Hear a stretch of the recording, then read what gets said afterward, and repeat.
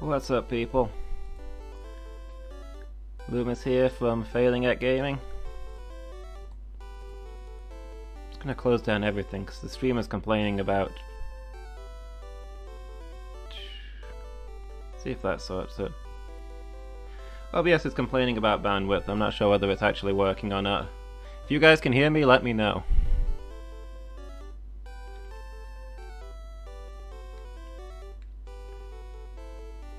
So yeah, this is our regular Pokemon night. For anybody who's just joining us, this is Pokémon Blue Typelocke, which is a Nuzlocke variant. The basic rules are I can only catch the first Pokemon of each type that I encounter, and any Pokemon that faints is gone forever. There should be a list underneath the stream of which Pokemon we've caught. We've gone through all of our catches now.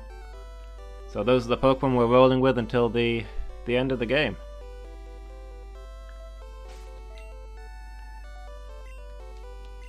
So let's see, last time we just finished Blaine, I believe.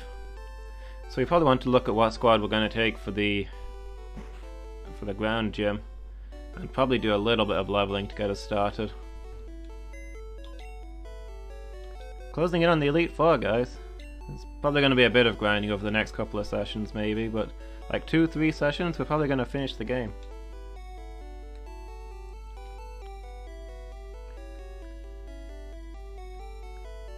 Let's see, we definitely want Wolfbird. Polysue, yeah. Our flying and water types for dealing with the ground. Snarlon. Dark's gonna be 50-50 because Dark's part poison. But Dark does have the best anti-ground moves, which is a bit unfortunate for this gym, but hey. I don't want to deposit Lady Squeak, she's kind of a squad leader, but...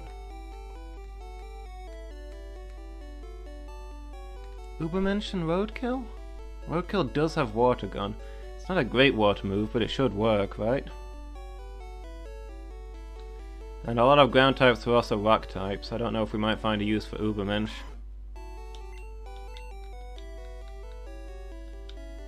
I guess we can... Lady Squeak can take a break. She's done such good work so far. These are some low levels though.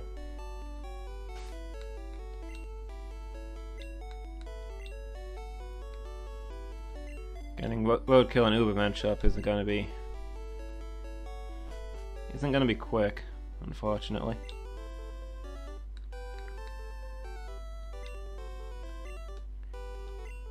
But we're somewhat limited in the Pokemon we have access to, so we kind of just have to make the best of it.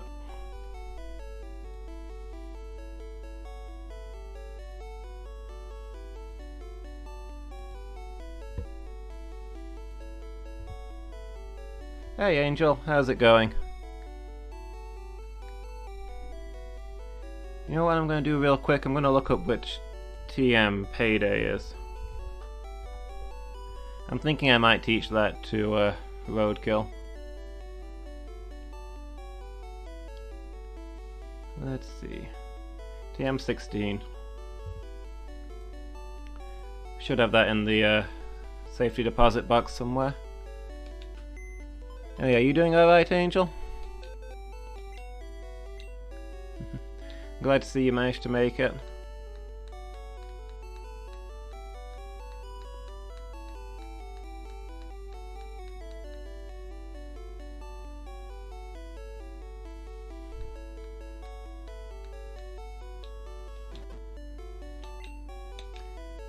That's fair enough. I'd say you can always prep during the stream if you want, but I don't know how well that normally works for you. See, a lot of people coming here saying they're going to get some work done while they watch, and they usually don't succeed.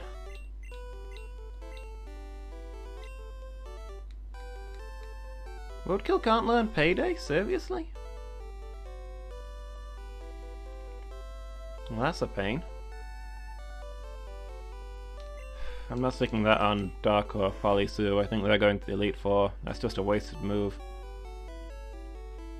So we could get some money while we grinded.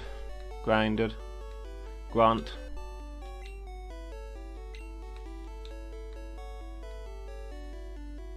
I guess that one's a bust.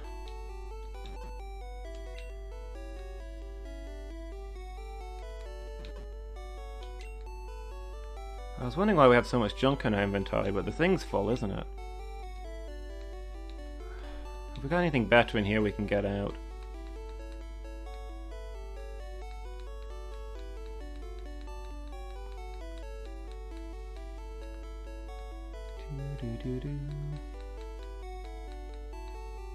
We had some super potions, or max potions, yeah. No, I don't... not just one. We'll do all of them, come on. What am I going to do with one max potion? That's just clogging up both inventories.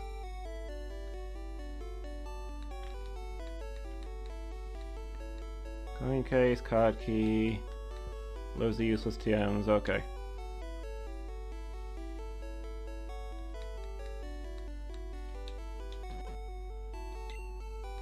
I don't think I'd be able to put that last TM away. Nope. Oh well.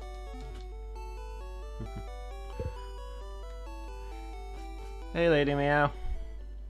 I'm also glad to see you make it. Wasn't expecting you for slightly different reasons.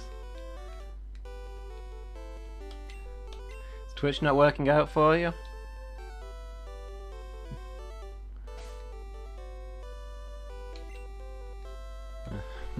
Well, I hope the cooking cheers you up.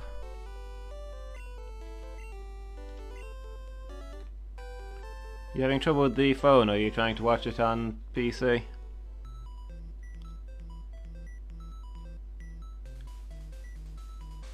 Then try to skip to the next similar screen.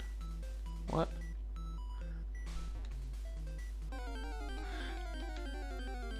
Why is Twitch trying to redirect my viewers to other, better streams? I don't appreciate that behavior. I'd rather my viewers didn't know that other, better streams existed.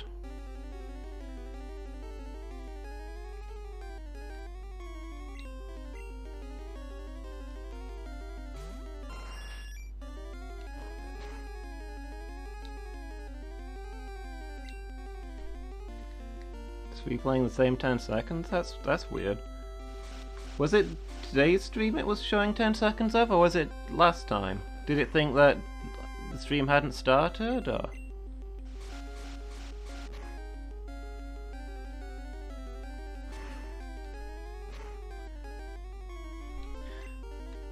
I feel like Twitch shouldn't be doing that.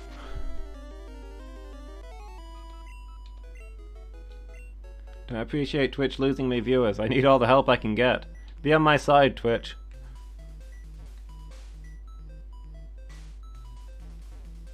Could be because you're on your phone. I still haven't tried the phone Twitch app, so I don't know how it works. I should know this stuff, but I don't. What have you done to your TV screen?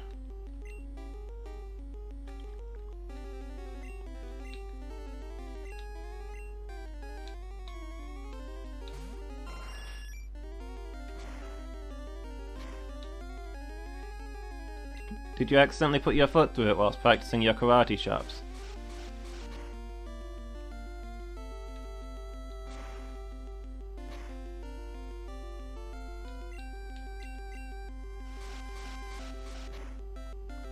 Did you throw something at the TV in rage? Angel's asking. I'm wondering if it was a punch. Did you throw a punch at the TV in rage?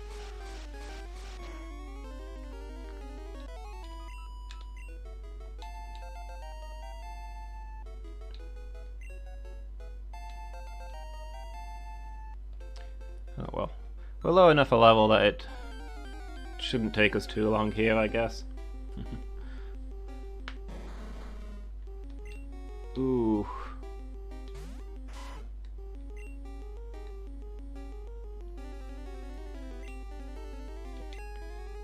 Hope these things don't explode.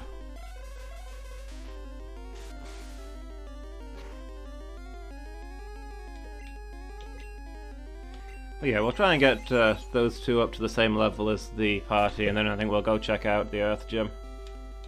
See what's going on there, what kind of levels people have got.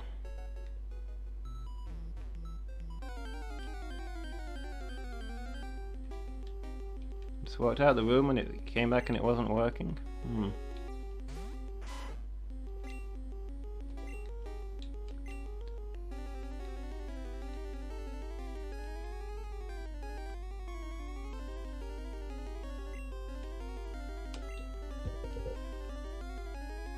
Been hearing a few people grumble about tech problems today. It's obviously a bad day for computers.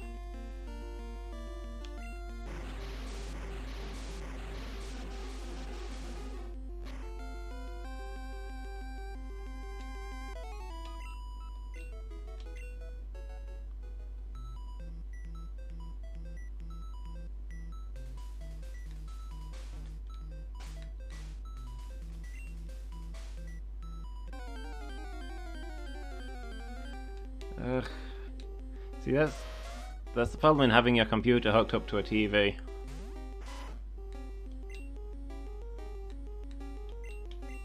You don't have a spare monitor at all?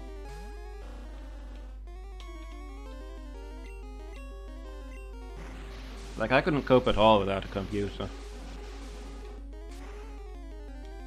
I would melt down at super speed.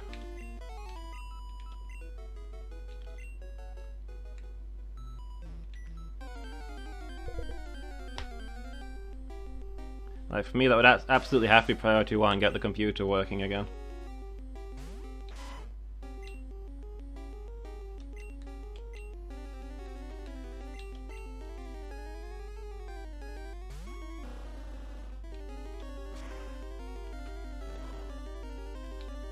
I'd like to say that's because of the streaming and the recording that I do, but honestly that's just an excuse. I do everything with the computer. I don't know how to do like anything without it.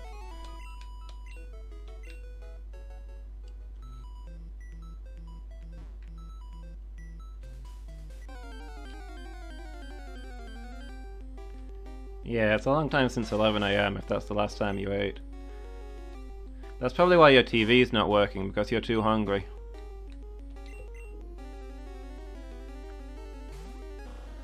My machines always break down when I get ill.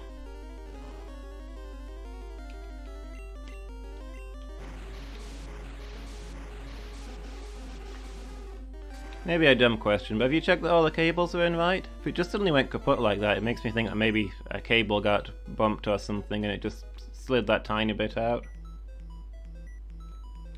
I don't know, might be worth a look.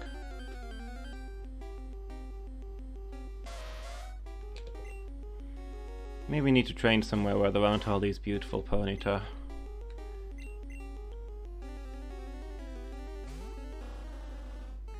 They're just so majestic. I don't like having to fight those things.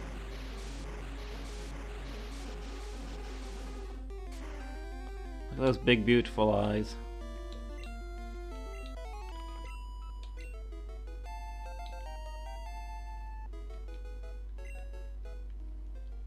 Level 26. When it gets to like level 30 we'll be able to start training him directly, so that should pick up the pace a bit.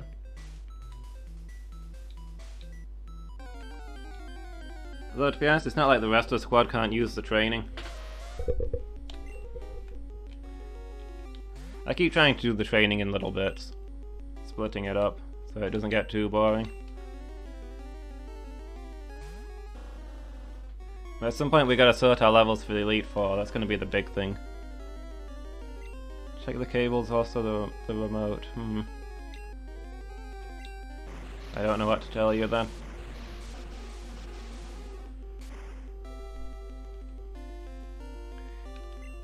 Is it plugged in? Is it turned on? Have you tried turning it on and off? Open and close all the windows.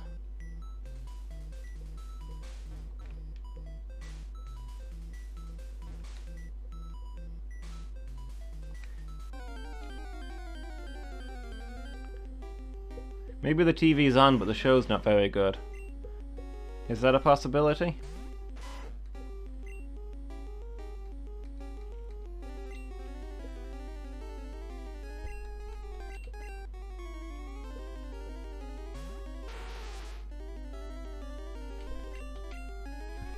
You haven't tried the windows? Well, that's your first mistake.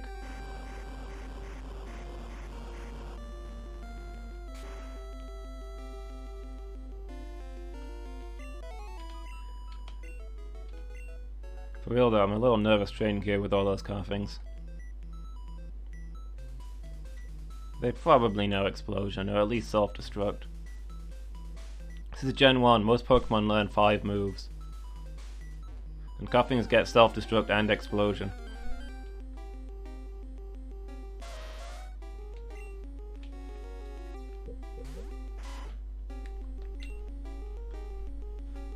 Just makes me nervous to send out a Pokemon that might be battered against something like that.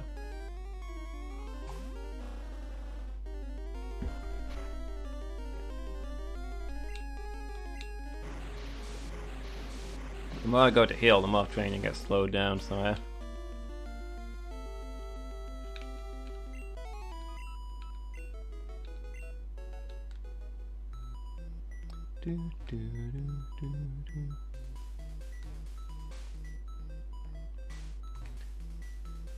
This is kind of weird game layout, because from Blaine's gym there's like nowhere new to go. Except straight to the Viridian gym. Every other gym gives you like somewhere to go, explore, travel between on your way to the next gym. Which is where you get your leveling, but these two gyms are just back to back, so you don't really get a chance to level between them, you know? You just go straight from gym to stronger gym. It's a bit of a weird design choice. They actually kind of fixed that in the remakes, where they added in an optional side quest immediately after Blaine. Your first introduction to the Sevii Islands.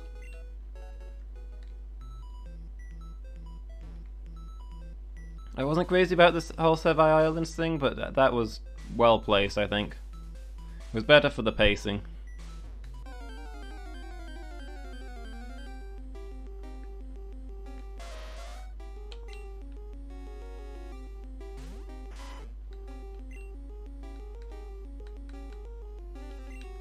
Sevii Islands were okay, but there wasn't really that much to do.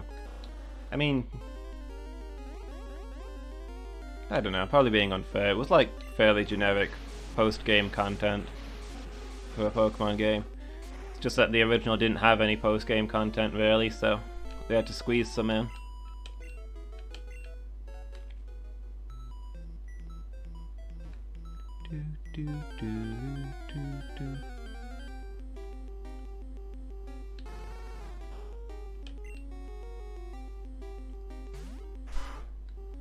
Okay, let's not take chances with this one.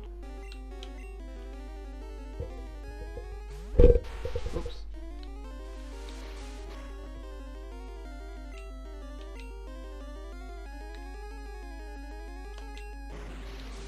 In the remake of this, after you defeat Blaine, you get access to 3 of the 7 Sevii Islands, and after the game you get access to the remaining 4. Yeah, Mewtwo's post-game content. It's something you can only do after the Elite Four, but that's like the only thing you unlock when you beat the Elite Four. Most games give you something extra, like Gold Silver gives you a whole extra map. Ruby Sapphire has like battle towers and things. They usually give you somewhere new to explore with some weird challenge. But yeah, the Sevii Islands are out in the sea, they're halfway between Kanto and Johto, and they've got Pokemon from both. So basically, when you finish the game, you can go out to the Sevii Islands and see some of the Pokemon from later games just hanging around. You get the national dex so that you're allowed to catch them, and yeah, you just get Pokemon that you normally couldn't in this game there.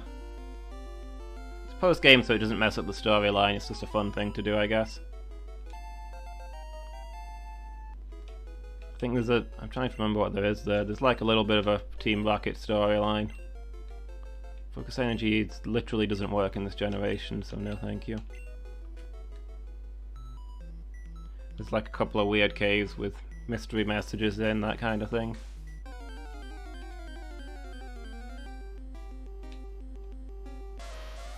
I'm trying to remember, I think there might be a battle tower in the Sevii Islands actually.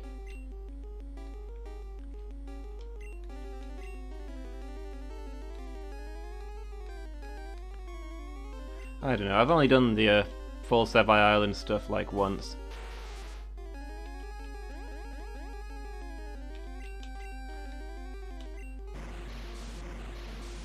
Like, it was okay, it just felt like a normal Pokemon area. some trainers to battle, some different things to catch. It was alright. It was nothing mind-blowing. For like a super extra thing that they added into the remake, I don't know, maybe I expected something more? But that's probably unfair of me. I don't know what they would have done there.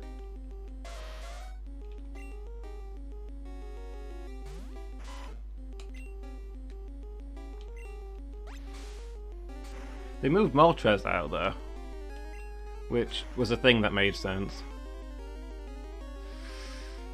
Okay, we're probably not going to win that, even with the type advantage. Does Hyper Fang do more? It seemed like more.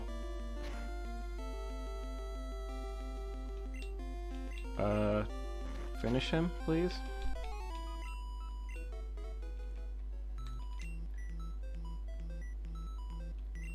Yeah, the last 3 dungeons in this game are an ice dungeon, an electric dungeon, and a fire dungeon. And the 3 legendary birds are ice, electric, and fire, so you'd expect to find one in each dungeon, right?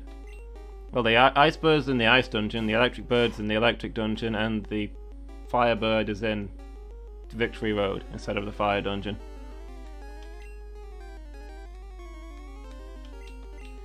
You'd think it'd be here in the fire mansion, right? But the fire mansion's actually all about Mewtwo.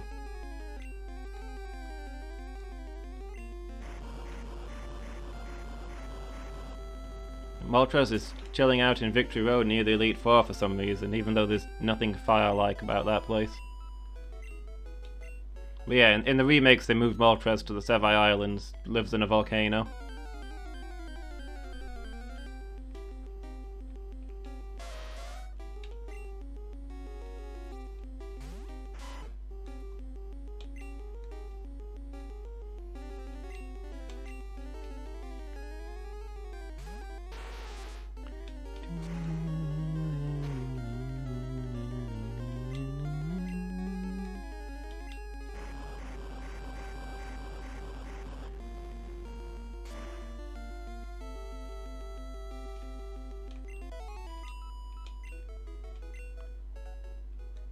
I mean, it turns out that this island is an active volcano. They could have put a volcano here for Mewtwo, for Moltres to be in.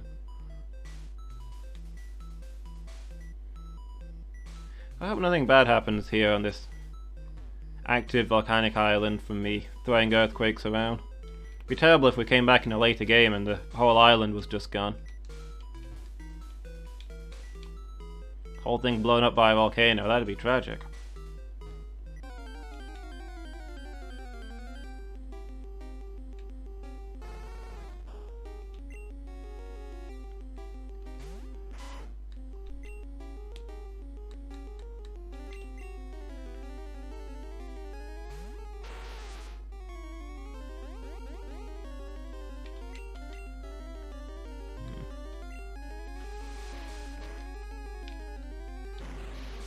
Yeah, now that I've seen that water gun in action, I mean, I know water gun's not a great move, but I don't have a lot of water moves. But now that I've seen it in action against a fire type, I'm not sure how much it's going to do against a ground type. Like, Hyper Fang was doing better.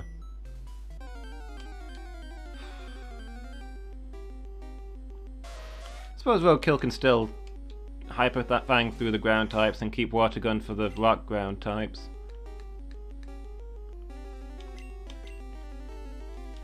Get that quadra damage in.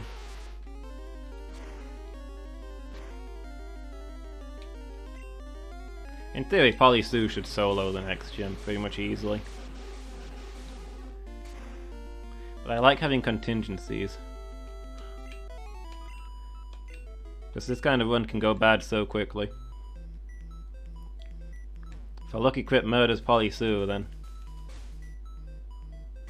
it'd be nice to have something else that this whole squad doesn't wipe.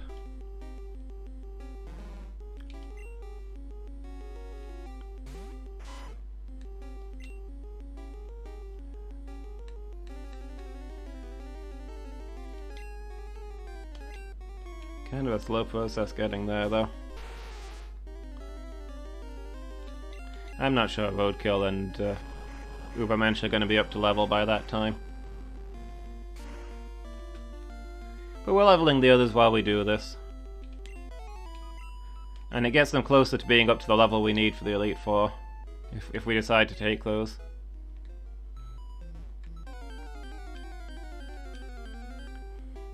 No overconfidence, no more Dizzes, Masters, or Justice Reds.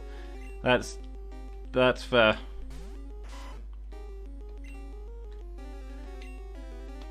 Chat is motioning for caution, so we're agreed. We'll spend the entirety of today just leveling. We'll go face Giovanni when we're level 100. That seems reasonable.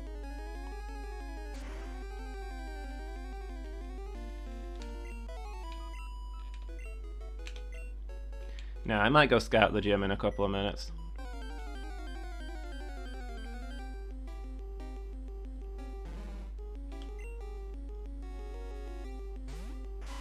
Not sure what levels we want, but any extra levels aren't going to be wasted when we need them for the upcoming Elite Four. We do have Victory Road to go through, which will get us some levels, but I doubt it's going to be as many as we want.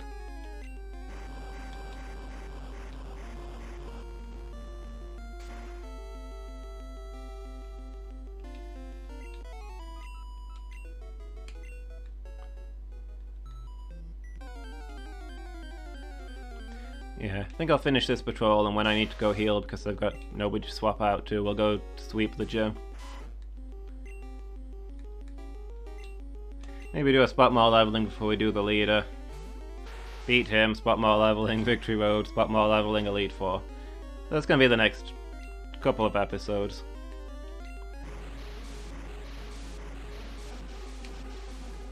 Thrilling endgame content.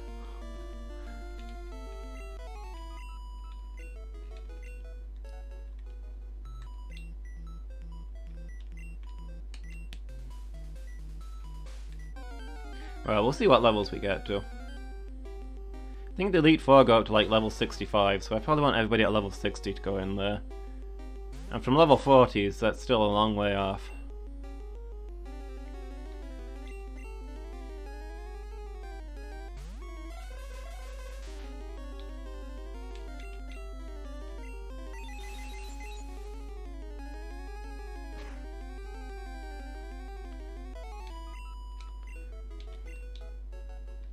Caution is the better part of Valor.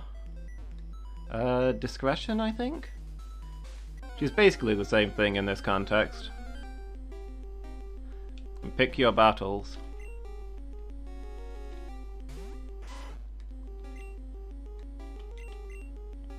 Don't go doing anything crazy reckless. Yeah.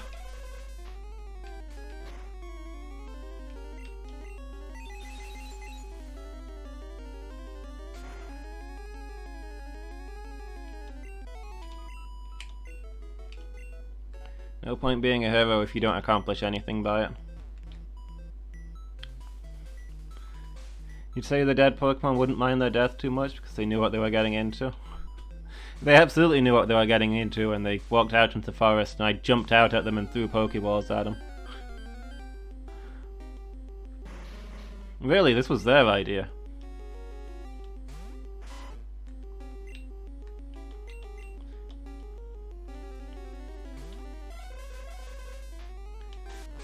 They're the ones fighting through this whole world quest. I just basically do their admin.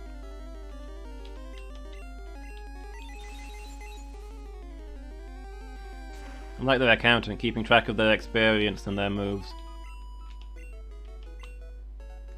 Meanwhile, they're off to be champions.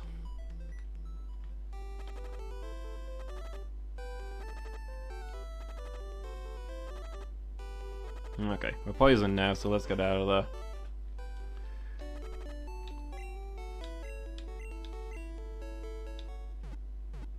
Maybe remember this talk about caution in the Saturday game.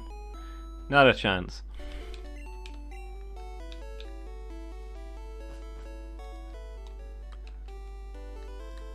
I'm gonna make the most reckless character of all time.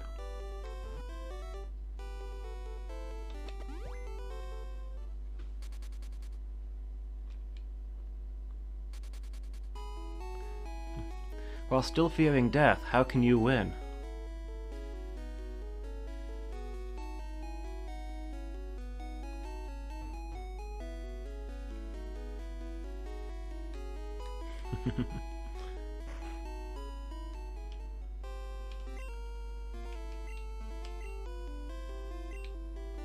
Toughest of all the gym leaders.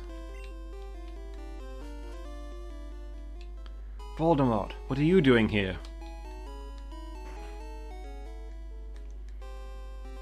Is that a subtle hint that there's a gambler hanging around outside here?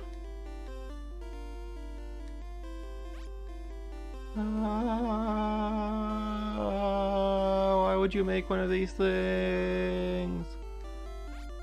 Other than, again, with the subtle hints. Foreshadowing. Is there nothing over here? I thought there was at least a trainer to fight.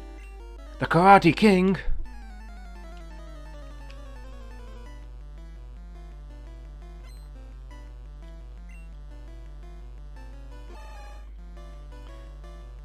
I guess we can challenge this guy.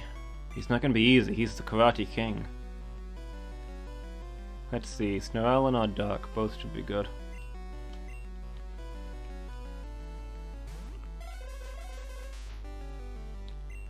Do we have the karate skills to take on the Karate King?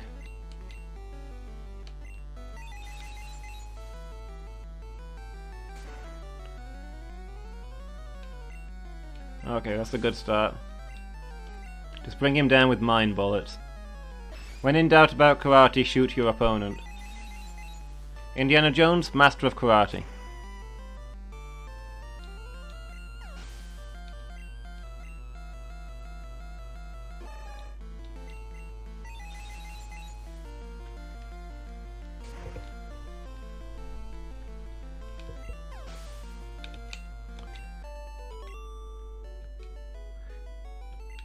Thou art vanquished, sir. I am the Karate King now.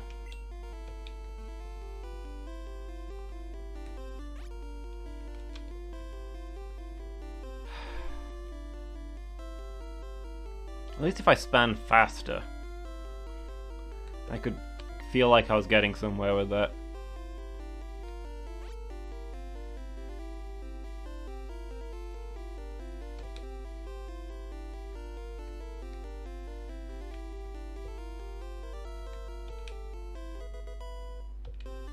Yeah, I'm sure it's important from a samurai perspective to commit to the attack and do not fear death.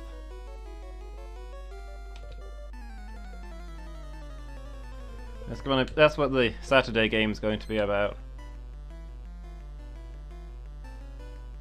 What's that thing he's got on his left shoulder? Is that a stethoscope? Or is it like a pocket watch?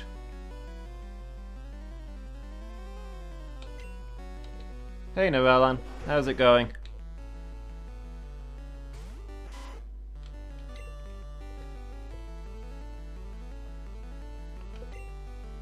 Let's see.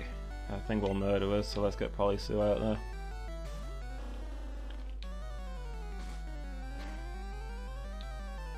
This thing might still murder us. Even the regular trainers here are a higher level than us. It's kind of worrying.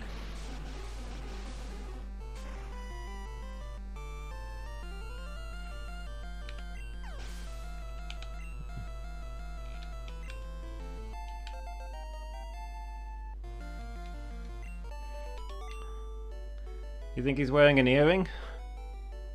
That is a long earring, if that's an earring. Are we looking at the same thing? I'm looking at the thing on his chest, like level with his hand. It's got like a little orb thing. A yo-yo. Neckerchief with a knot in it? Hmm?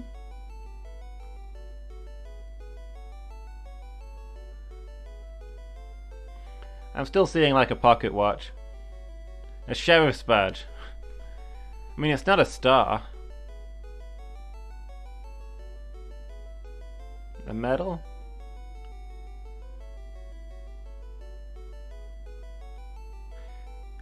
Ooh, I've got it. Maybe it's a boulder badge. Those are practically round, right? The ones that Brock gives out? This is a ground gym, he's a rock gym. They're very closely connected. He was using rock-ground types. He's probably showing off his rock badge to say how he's mastered the two earth elements. Oh yeah, it could be a medal for coolness. He is a cool trainer. Look at how stylish he is.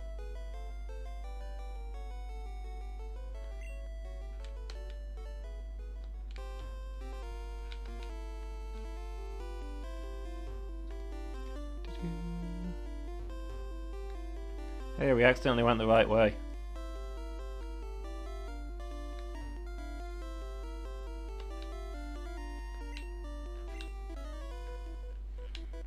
I thought it was the bottom route that took us there.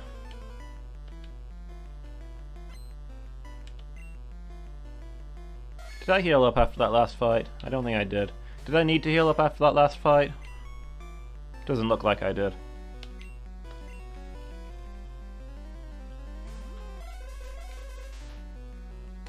In a way, a boulder badge is a medal for coolness.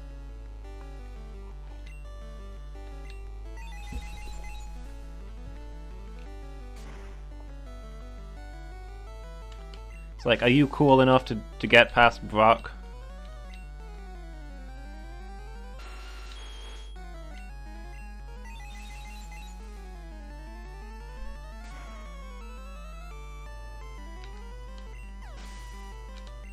Like, he's the first test. He opens the gates. If you can't get past Brock, you basically can't be a trainer.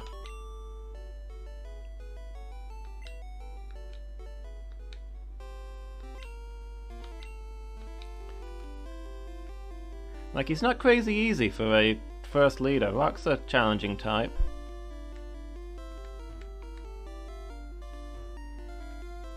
He's a tougher fight than Blaine, anyway.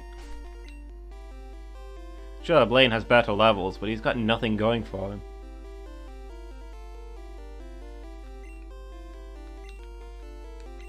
Do I check out some...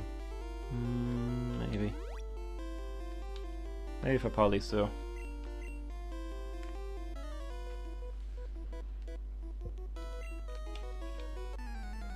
Yeah, Brock's your entrance exam.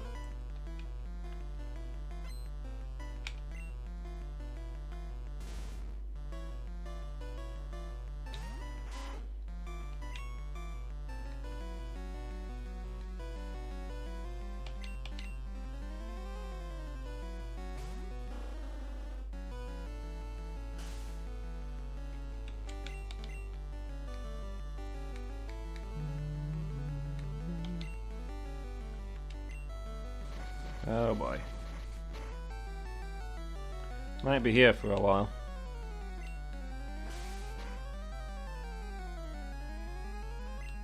Might be getting out of here for a while. Wolfbird?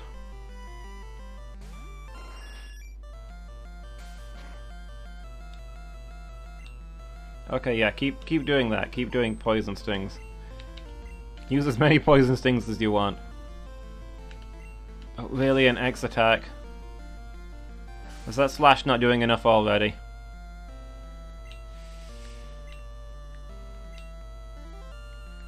I'm gonna drop a lemonade on Polysue and swap back round, I think. Oh yeah, sand attack can still hit flying types in this gen, even though it's a ground move.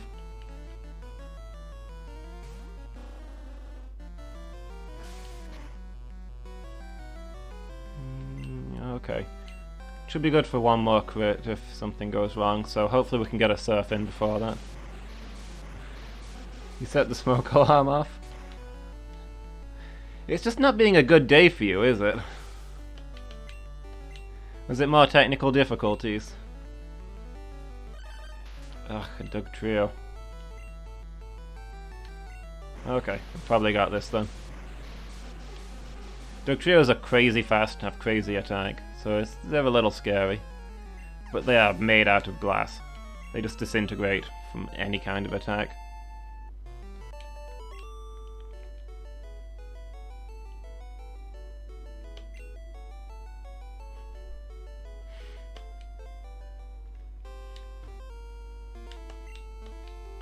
Flashbacks? Oh, it was a Doug Trio, wasn't it? Diz and Master. Ugh. How did I forget that? I probably would have panicked more if I'd remembered.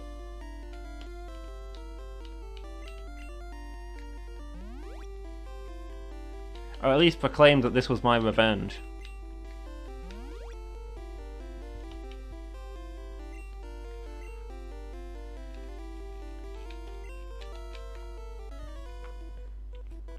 You set the smoke alarm off with Eggy Bread? This guy's working himself into a rage. Psychiatrists don't recommend that. Maybe chill out a little, dude.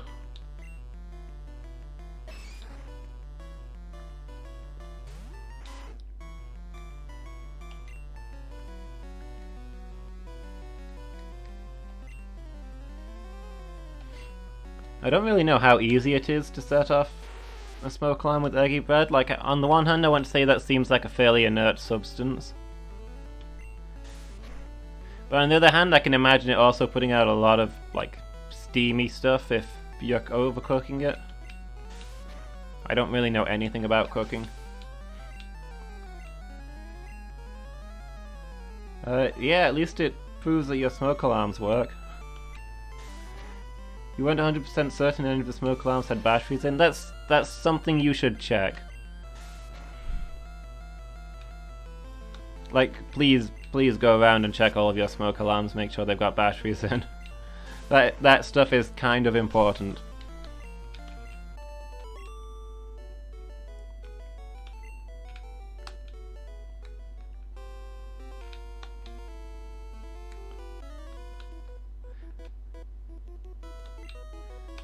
I'm prepared to be Captain Safety about this.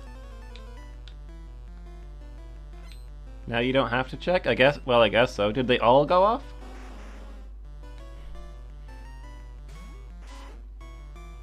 It wasn't burnt or even overcooked? Yeah, so I'm gonna go back to what I was saying about how it just seeming like a foodstuff that would produce a lot of oily smoke, I guess. Yeah, I guess that saved you a job.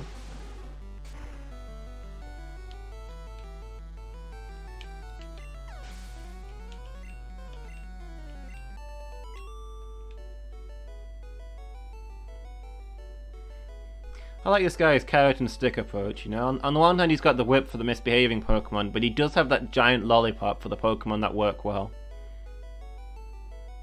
Dang, that lollipop looks good.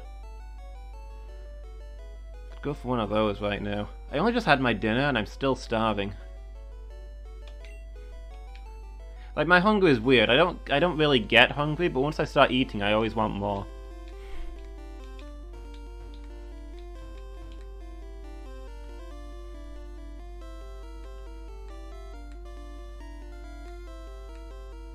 Have I been down this one yet? I have. It is a hell of a lolly, isn't it? Quite the treat. It might be a licorice whip. I mean, if it is, that kind of ruins the carrot and stick thing I was suggesting. That's just kind of carrot and more carrot. But maybe he's a nicer guy than I'm giving him credit for.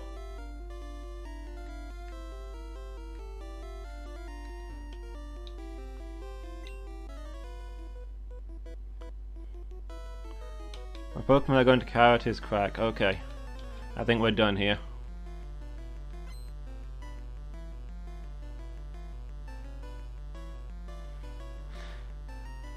Double slam on licorice over there. Yeah, I don't like it either. I've never liked that stuff.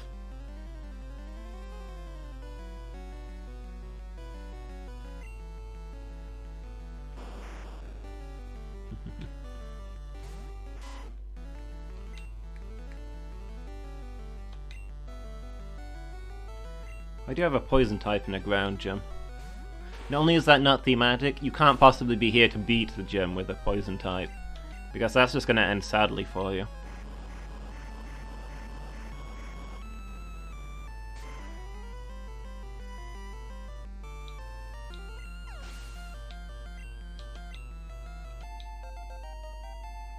The OSPCP wouldn't be after him for using licorice to punish misbehaving Pokemon. They are more likely to be upset about the whole beating them with a whip thing.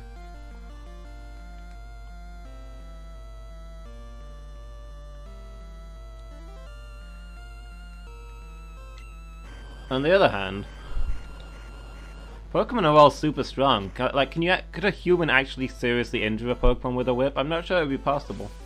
I feel like it would just bounce off of them. These things shrug off earthquakes and body slams by giant monsters and ice beams and the like.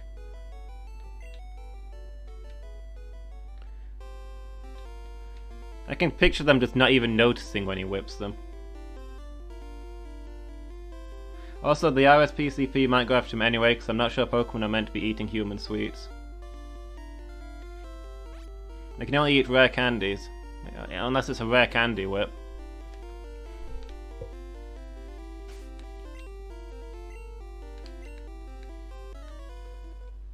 It's like giving a dog chocolate. There's a lot of karate masters in here. I guess they came with the Karate King? Not really sure why they're in the ground gym, but I guess it's just... that this is the best gym. It's the highest level one. And the Karate King needs a challenge, and his entourage go where he goes.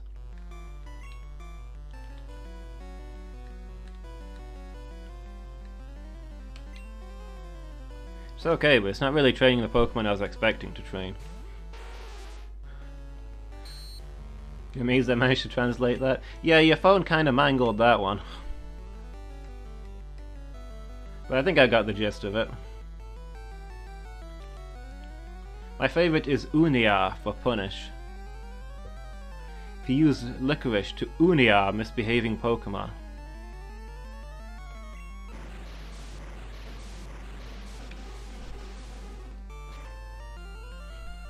An entourage, you want somebody to precede you playing the flute from the horde. That is a fantastic flute, I'll definitely give you that.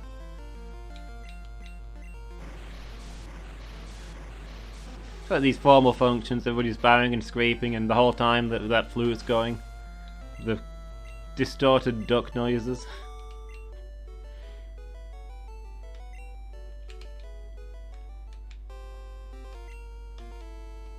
If only my Pokemon were as good at karate as I. If that's how you feel, you can personally fight my Pokemon if you want. Although I suppose you're just saying that they're not as skilled as you, they could still be stronger, I guess. Have I dealt with this guy? I've dealt with this guy.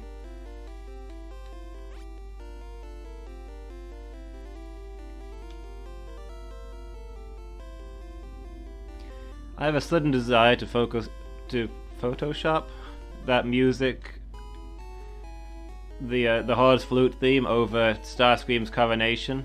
You know, when the trumpeters just keep playing and interrupting him when he's trying to be crowned, until eventually he guns them down.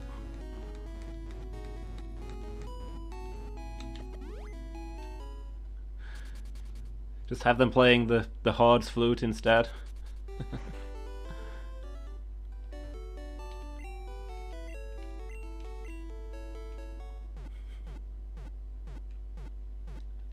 Starscream's coronation is a good contender for the best scene in the film.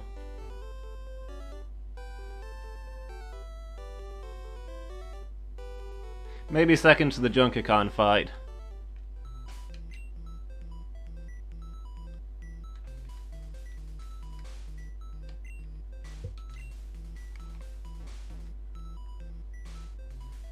Oh, the courtroom scene? The courtroom scene is amazing. There are a lot of good moments in that film. Was the kid you felt so sorry for him? For the trumpeter or for Starscream?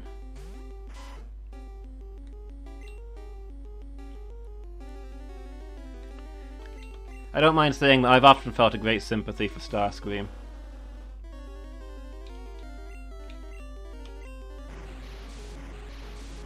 He just doesn't get any respect, you know?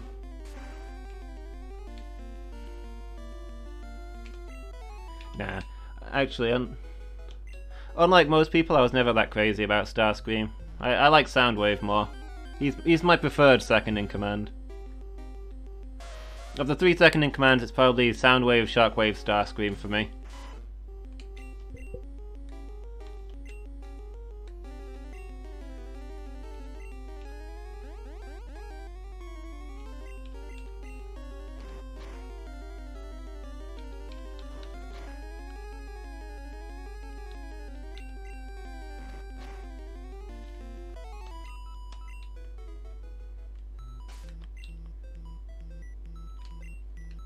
Well, we'll kill you beat 1 Pokemon before you run out of health for training.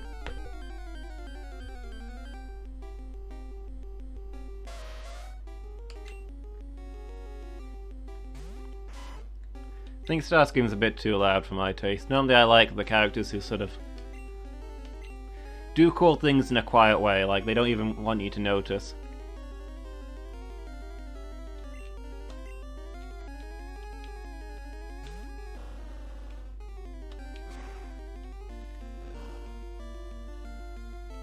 I always like Thundercracker for that.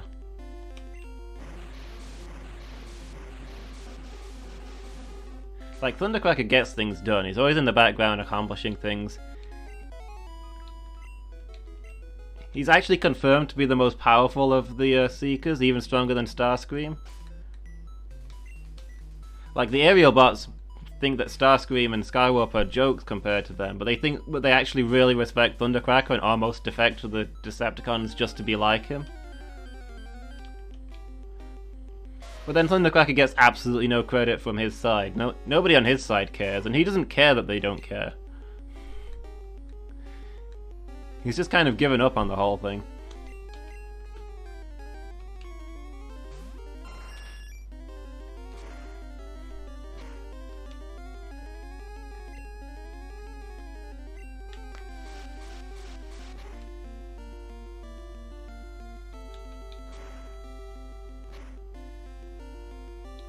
They're almost friends? Soundwave and Megatron absolutely are friends. Soundwave's like the only guy that Megatron never yells at. Soundwave and Laserbeak. Laserbeak and Megatron are bros.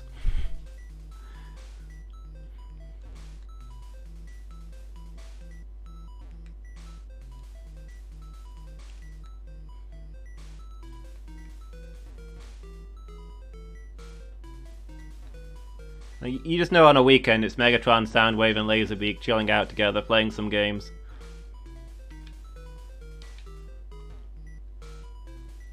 Rumble and Frenzy are allowed to be there if they're not too loud. Ravage is invited but doesn't tend to show up.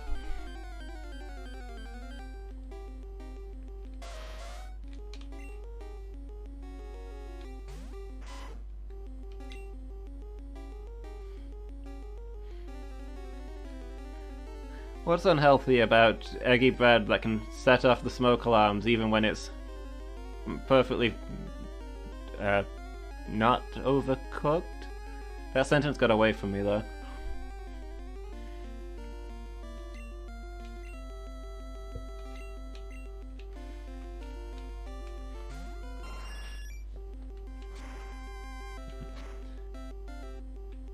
Sounds like a heck of a party, yeah. I'd hang out with those guys.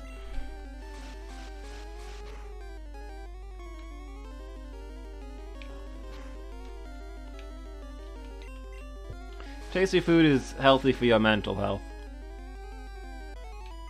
You gotta have something tasty once in a while so you don't go crazy.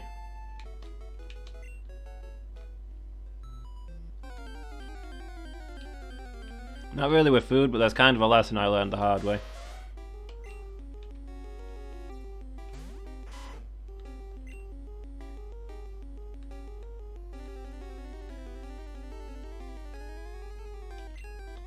Like, overworking yourself to get stuff done isn't as good as actually keeping yourself in good shape to get stuff done.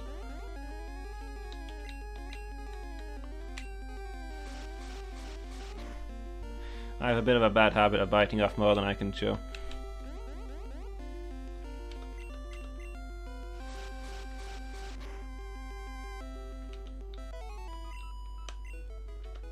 Nowadays I try to have the medically recommended amount of fun.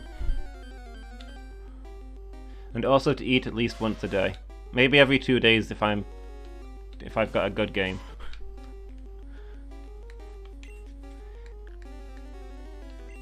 Good games are medically recommended fun, and therefore can substitute for the mental health of actually eating once in a while. It's almost certainly how medicine works. I'm a hospital. Don't argue with me.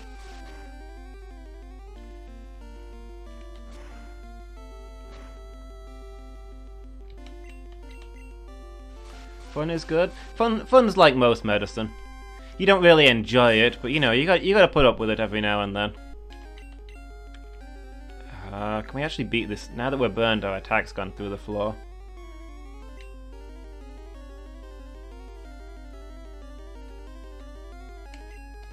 I guess we'll swap out. No point taking chances. Be a real pain if we lose Wolfbird. No more flying.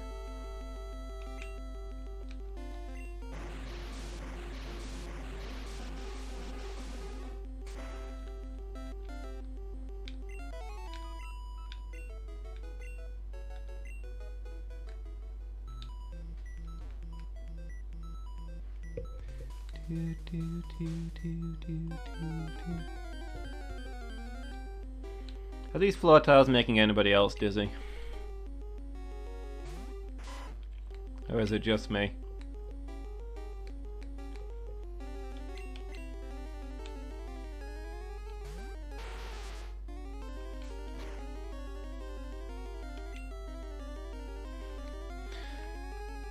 Had a lot of fun this weekend, need a few days of grim misery to catch up. Yeah, that's fair.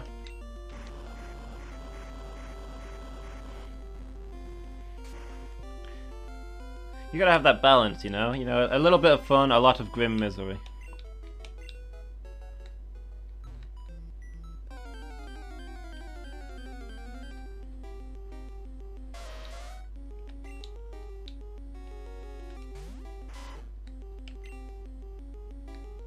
I think my main problem these days is that, like, something can be fun and still be tiring, right?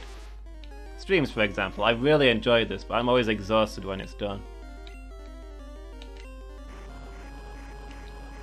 And lately I've got so much good stuff going on in my life that it's really enjoyable and really exhausting. Like, when does the fun stop? I can only take so much.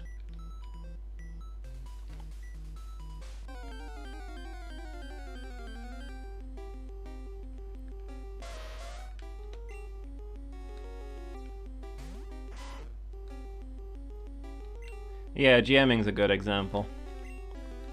What was I doing? Oh yeah, murdering majestic beasts.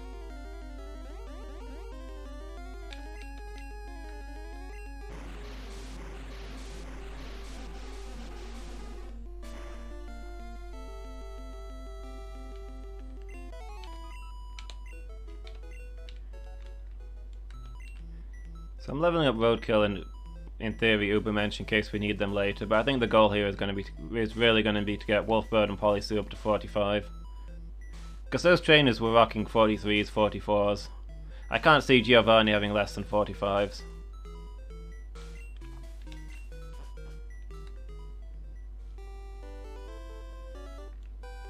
I guess that means I should focus on leveling them instead of splitting it with the others. Although EXP on those isn't wasted again because we're gonna need them for the Elite Four.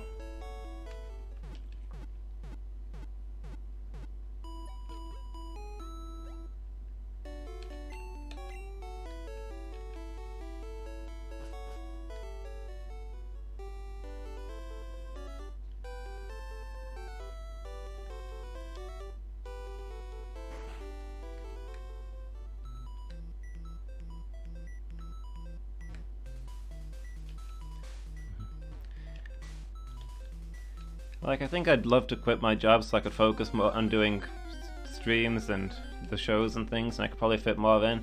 But maybe it's important that I actually have my day job because it's weird enough, that's the time that I relax. That's my least busy time of the day.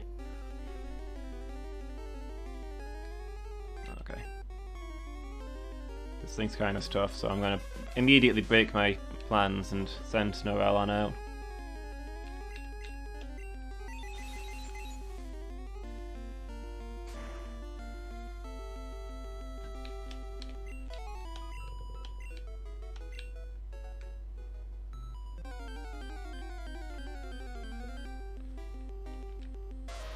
In theory, if I was able to leave my job, I could use some of that time for, like, legitimate relaxing.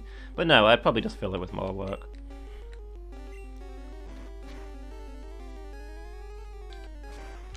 "24-hour streams, all day, every day." I don't need to sleep or eat.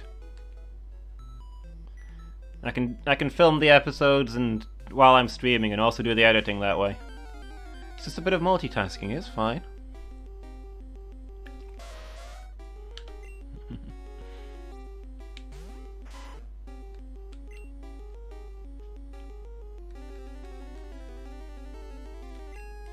was I doing? Oh yeah. It's a lady who does 12-hour streams every day. There's quite a few of them actually. I've started watching other streams.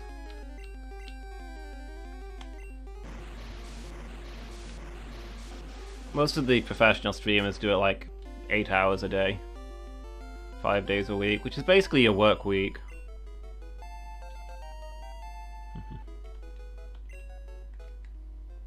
If I didn't have my day job, maybe I could commit to doing that. But the thing is, the YouTube channel is also really important to me, and I think we make good stuff on there. And I need to reserve time for doing that. Doing the filming, doing the editing, doing the uploading, it stacks up.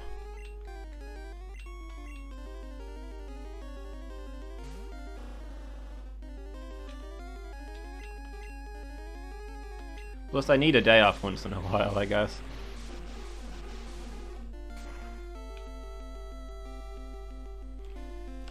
Now, we usually spend a full day a week doing D&D, which is, again, super fun, super tiring, and kind of a day gone from the things I need to do. But it's something I'm never going to stop doing.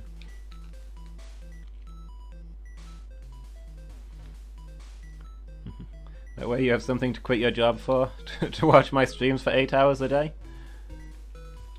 I mean, yeah, I'm okay with that.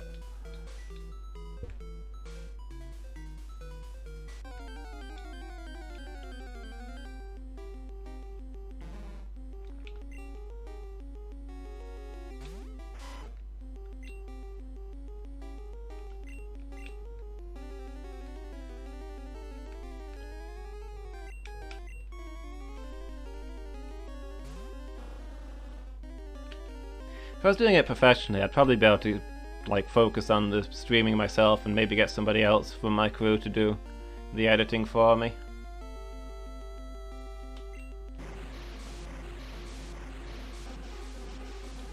And probably ask you guys to do more. Maybe do some streams with me, maybe look at how we do the episodes.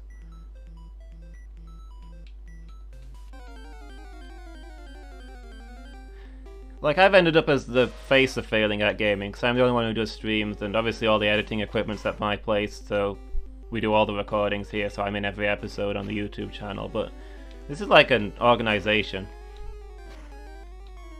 I mean, Asmoth co-founded it with me, Disaster's been in a lot of things, and a lot of you guys have shown up in at least one episode.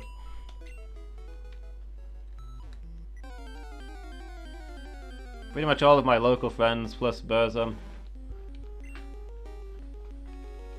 have done something with me on the channel.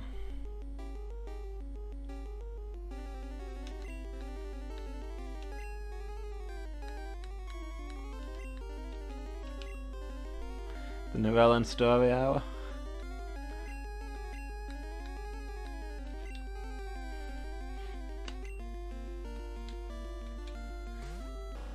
Maybe we should set up a failing at podcast where Nurellen and Entropic Angel start off talking about Lord of the Rings but inevitably digress into politics.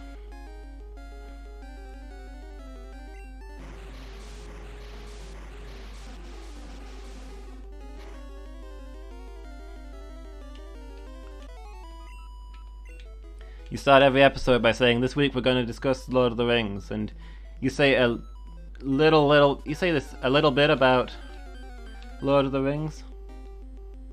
But then you move on to your politics and your economy stuff and some history and some English language, and at the end of it you're like, okay, we didn't really have time to talk about Lord of the Rings with all the other stuff that came up, but the other stuff was important, so we're going to move on to Lord of the Rings next week. And then the next week it's just the same thing again. Just this entire series, you're supposed to discuss a different book each week, but instead it's just Lord of the Rings over and over again.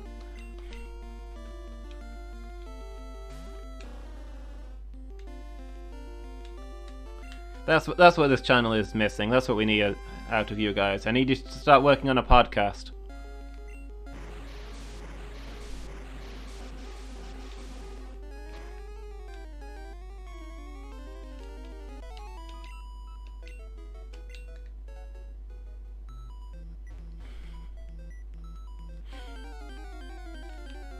That would definitely happen.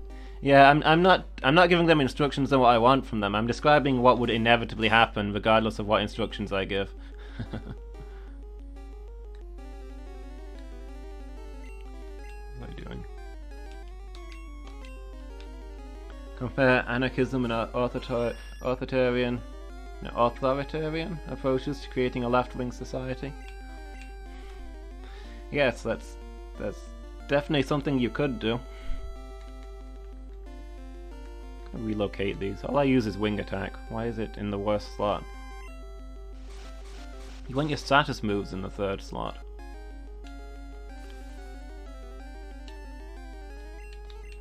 Wonderful.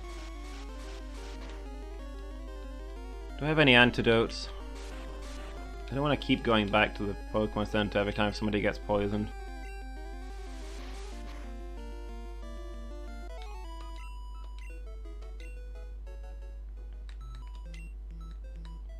We only have 3 antidotes? Who's in charge of resources? Lady Meow, why do we only have 3 antidotes? Was there a problem?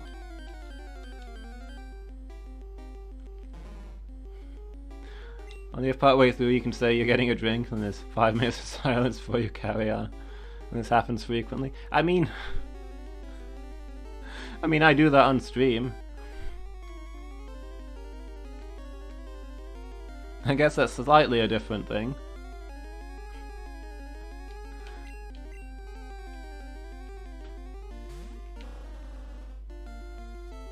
There are technical difficulties at the mart? Oh, okay. Oh, technical difficulties. That's a much better way to spell that word, I approve. You freeze this thing?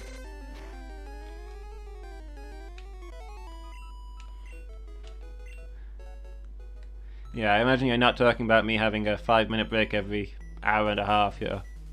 Every 10 minutes you go and get a drink. And it's not edited out. And in the background we can just hear cups clattering and water being poured and mumbled things. Complaints about the audience.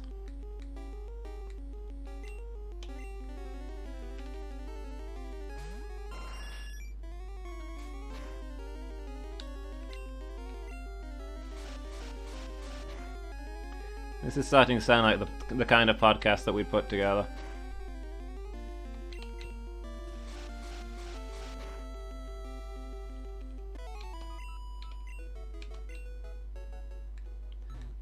Like every time I do an episode that starts with us, with nobody introing because we all thought the other one was going to do it, and there's just like 30 seconds of silence.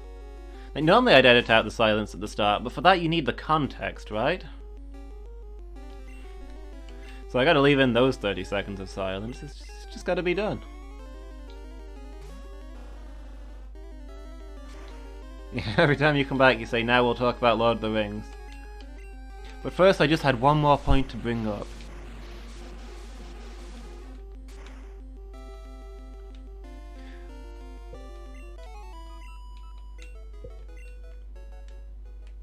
We'll return to Lord of the Rings after this, our conclusion. Stops for half an hour while you order and eat pizza and all you hear is chewing. Absolutely. No conversing with each other, just grim silence as you sit and chew your pizza.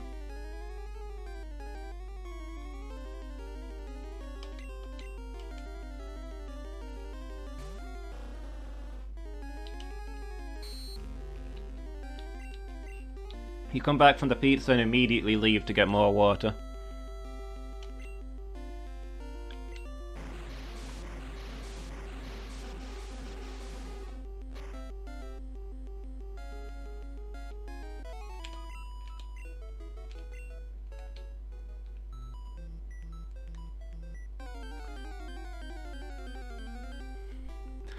Okay, now that we've finished eating, it's time to return to talking about Lord of the Rings. I'm just gonna go get a drink.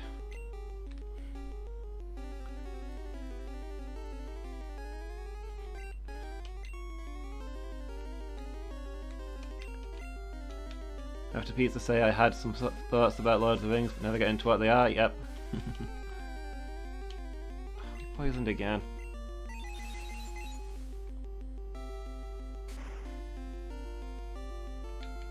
You have to repeatedly mention that you have some radical theories about Lord of the Rings.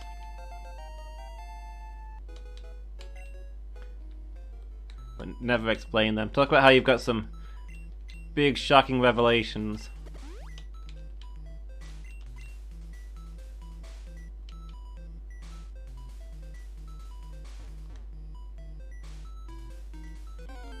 Could digress if somebody got a stomachache from the pizza and all we hear is pain and groaning. Yeah, you both start talking about how the pizzas upset you, and then one of you goes home and then the other one just lies there groaning and grumbling and gets some medicine and then has to lie down. But you don't stop the recording and it just keeps going like that.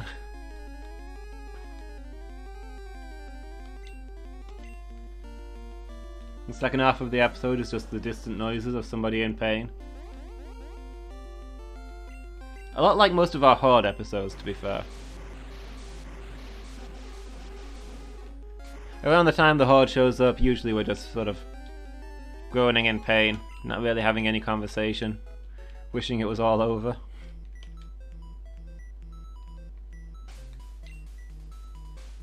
Somebody got poisoned, or did I already antidote them? I must have already antidoted them. That means we're down to one antidote. Lady Meow, make a note, we need more antidotes.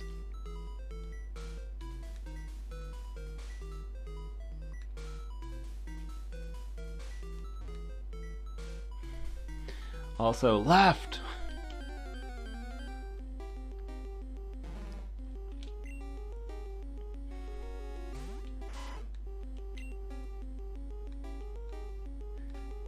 The soundbite of the left thing from the Horde can be your finishing theme after you've done all of your politics stuff. Just ends with screams of left, left, left, left! Raise the roof! Grimer's got moves!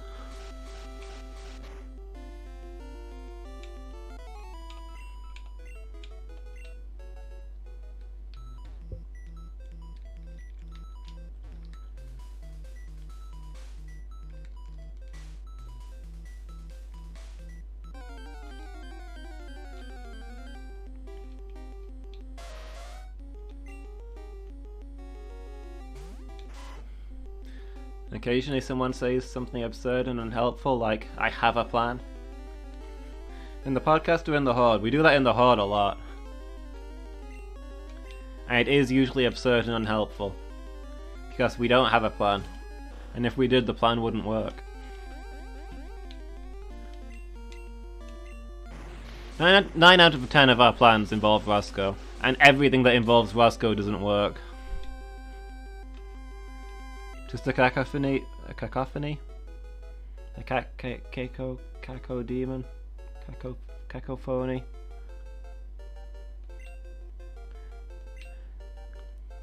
A cacophony of left, left, left, interspersed with I am going left!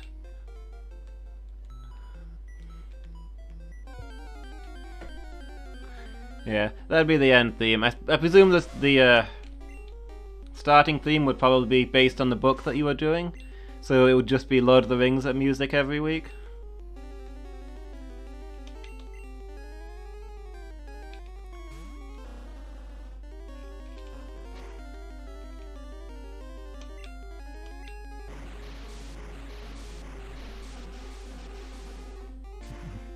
There's a cow in the way.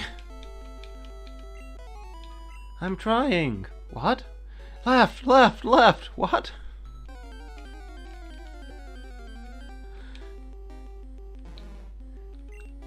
Editing together dumb things like that is my favourite part of doing the channel. Or rather, my favourite part is when my co-stars see what I've done to the episodes that they were in and hate me for it.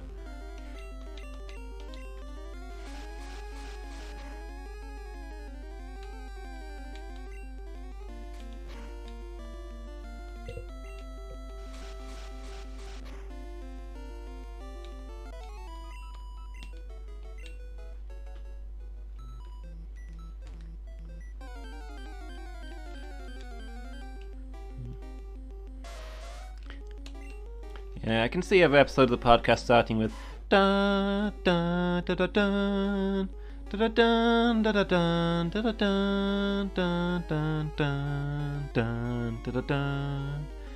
Hi, I'm Narellon, and I'm here to talk to you about Lord of the Rings. With me today is Entropic Angel. How are you, Entropic Angel? Well, I'm fine, but this country won't be if the politicians continue in this direction. It all goes downhill from there.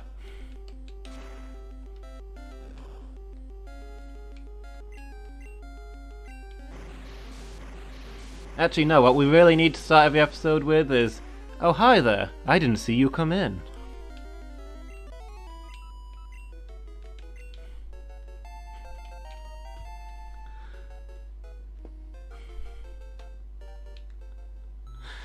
You guys absolutely wouldn't get past pleasantries. We have to make this. I should stop giving you ideas. But if you do make it, I will put it up on the channel. I won't endorse it, but I'll put it up on the channel.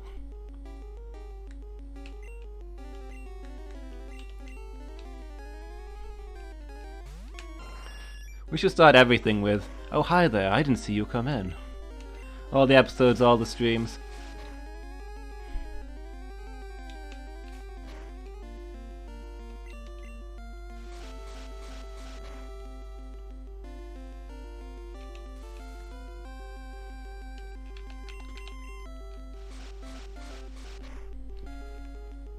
Like, is there any better introduction for any kind of show?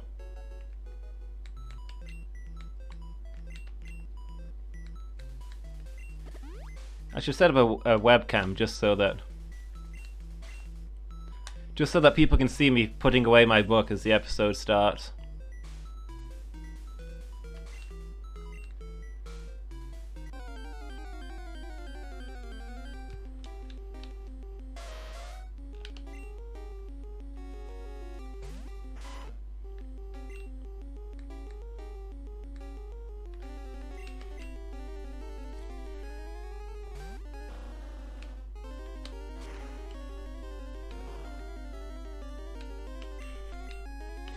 So obviously fake, why would anyone do it? Yeah. Oh hi there, I didn't notice you come in and set up these spotlights and camera crews and hanging a boom in front of my mouth. I was so engrossed in my book, you see. It's called The Lord of the Rings, but we'll come back to that in a moment. Are you interested in politics?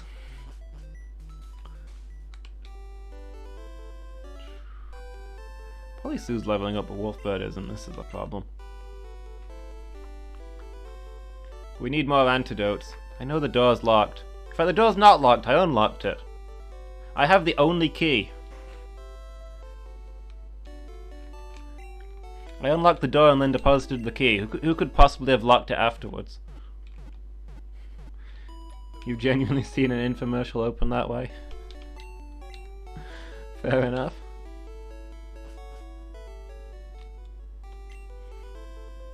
I mean, if you're gonna do it, I suppose you need to at least commit to the bit.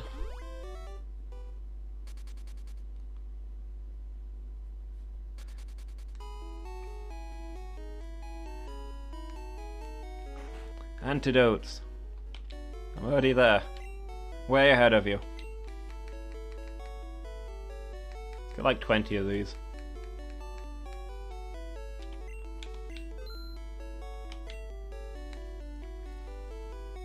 Random aside, I always like it in games with you know, some old games they have like limited text space so all the item names are shrunk down. I always like it when an antidote is written anti-dot. Because, I mean, gamers use dot for damage over time, and poison is an example of a damage over time attack. So it's still technically correct. It's an anti-dot ability. By curing your poison, it gets rid of the dot effect. It just works so well.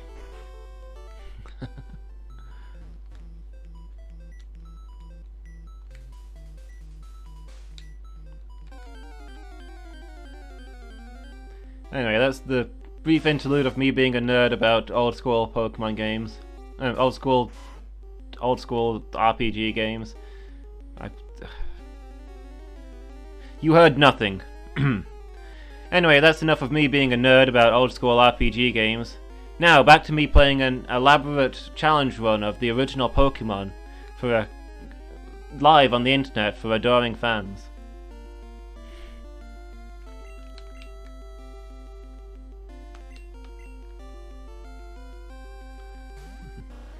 Also a handy antidote to your anti-dot.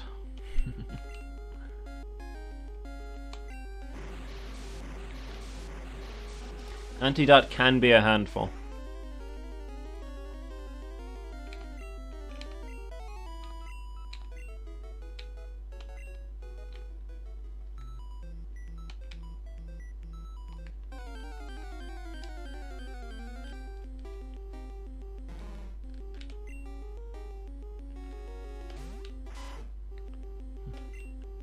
Which one? I assume it works on most antidots.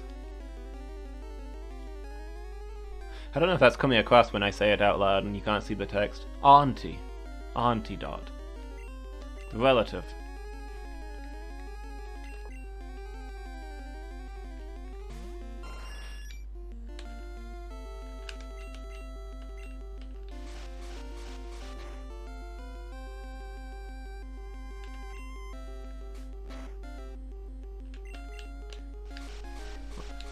Well, Antidot's a problem because she's the only person in my family that knows how to use a computer. And normally, you'd think that'd be better because I wouldn't be constantly getting called in to fix her stuff. But actually, what it means in reality is that while the rest of my family are like, "Hey, my computer's broken," and I can just sit down and explain to them, "Yeah, it's not turned on."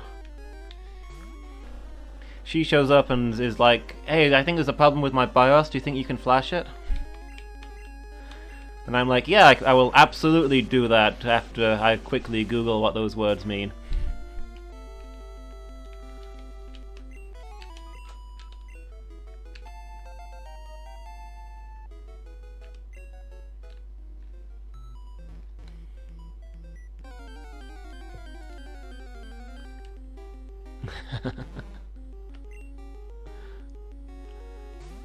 Apparently we do all actually have antidots. That does make your joke sound so mean.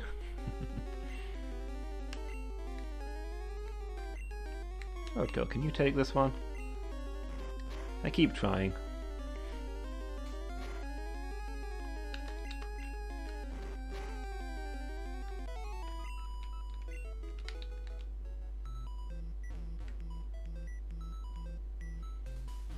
Yeah, whichever antidote did the most damage over time to your will to live.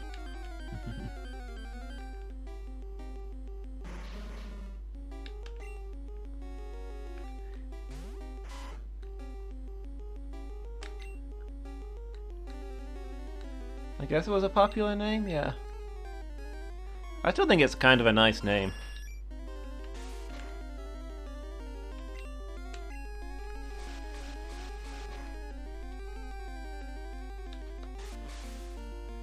We should see that name more.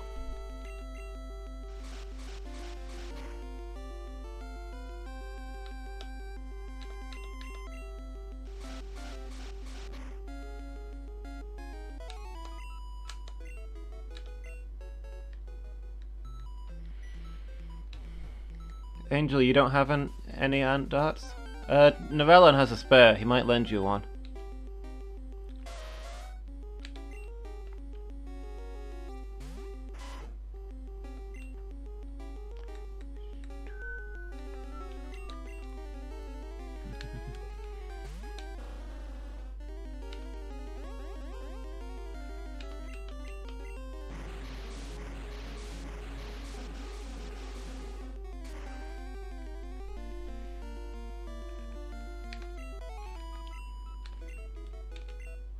Well, okay, man, it's up to you.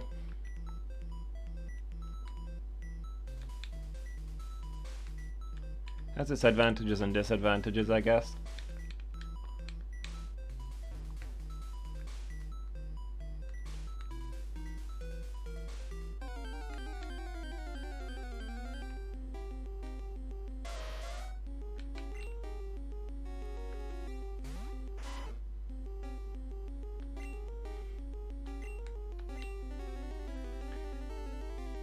food was nice, but there was too much on your plate and it ruins it.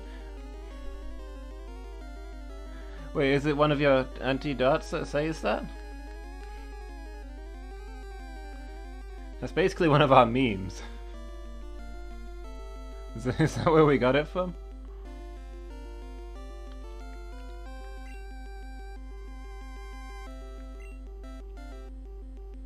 Great Aunt had a friend, she always called Auntie Dorothy.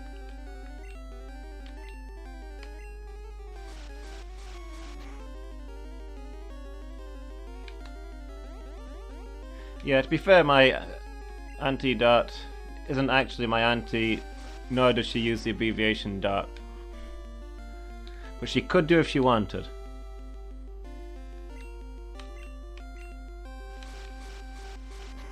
I think she is... How do families work again? She's my great aunt, I think, rather than my actual aunt.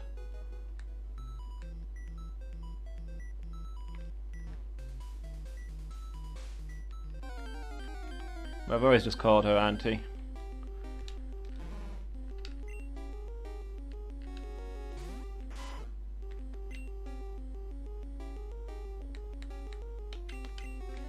Wolfbird, why are you not leveling? Polly Sue's way outpacing you.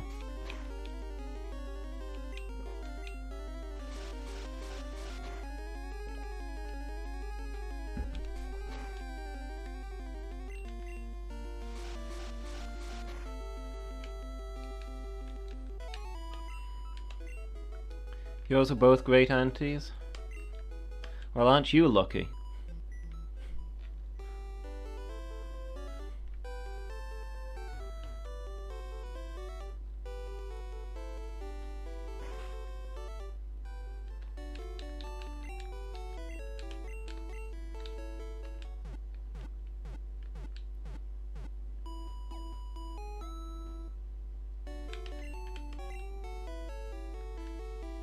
Yeah, I think we basically all got uncles or aunties who aren't actually related to us.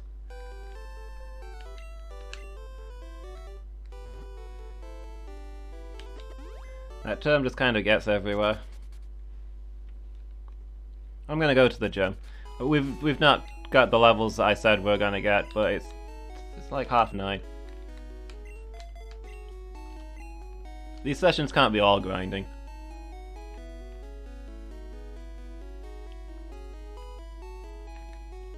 Like I said, I keep trying to break it up between doing stuff. Let's go see what Giovanni has. Hopefully we won't die horribly, but hey. Those are always the risks of Pokemon battles.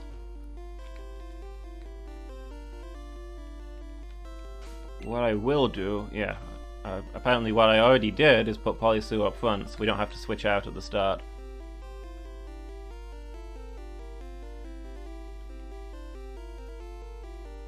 Have you used Little Ears?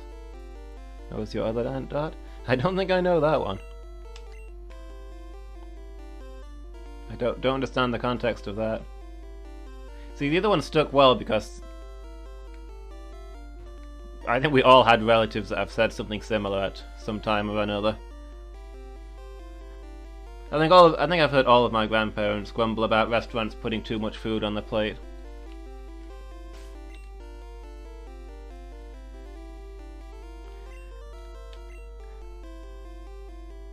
Okay. Giovanni. Lord of the Voldemorts. Forger of Hitlers. Let's see what you've got. Fwahahaha. This is my hideout. You never would have guessed I can't be being a large building in an otherwise small town with a big sign outside.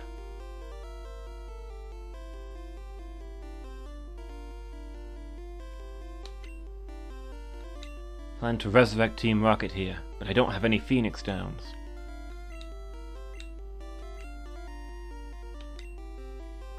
Once more you shall face Giovanni, the greatest trainer. If you're the greatest trainer, why are you not the Pokemon League champion?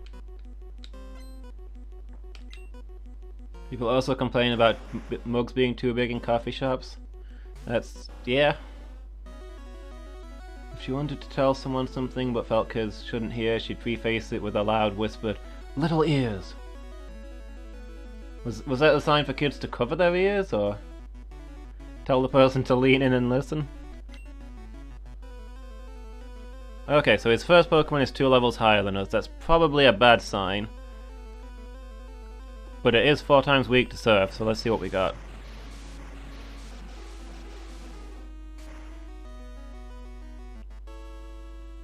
He didn't become the champion because he was busy with his legitimate business interests. Suppose that makes sense. Had other things going. Oh no. So you've come back for more, have you? Very well then. You wouldn't survive a single surf. But what have you got in exchange? Shall be a quick draw battle. Come, let's see what you've got.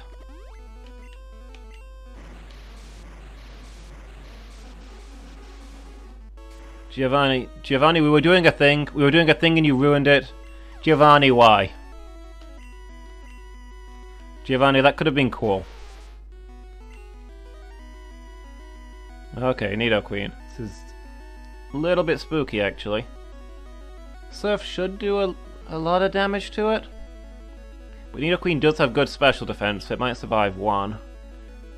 But what I'm really worried about is Nidoqueen learns lots of moves. Does she have something crazy? If she busts out Thunderbolt or something, I will be upset. But I think we have to take that risk. If I don't know what her secret hidden move is, there's no point in switching out to somebody who might be vulnerable to the secret hidden move. Critical hit, Polisu. The doctor is in clinic.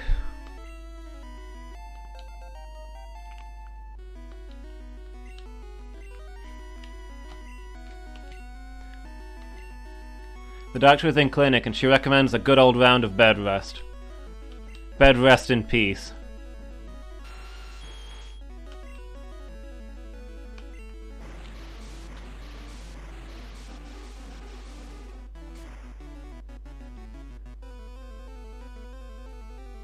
Wow, one-shotted. Doctor's laying out some medicine. Putting on a clinic here. Level 50. Polisu, have you got this? Polisu's got this. Why were we leveling Polisu? She didn't need any help.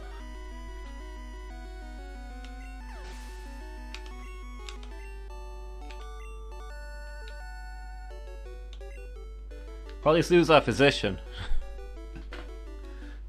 She knows exactly the treatment that they needed. Did they even get an attack in throughout that entire thing? I think Polisu just straight up swept him. I was worried about this fight.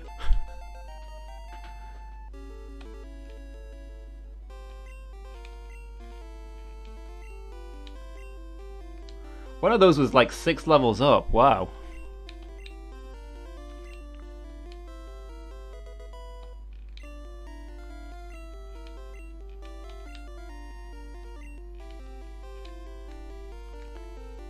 Fisher. That's probably not a move we'll be using. But geez, you guys chose well when you insisted I get us a Dugong.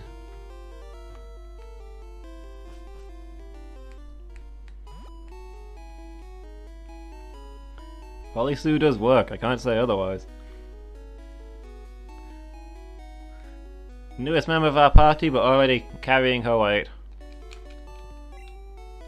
Don't even know why I'm healing, we didn't take a hit.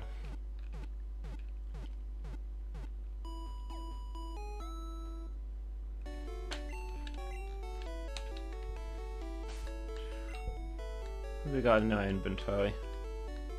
Plenty of escape ropes. Why do we have 20 antidotes? What are we going to do with those? Lady Meow, you're in charge of inventory management. What were the antidotes for? More importantly, let's sell the revive.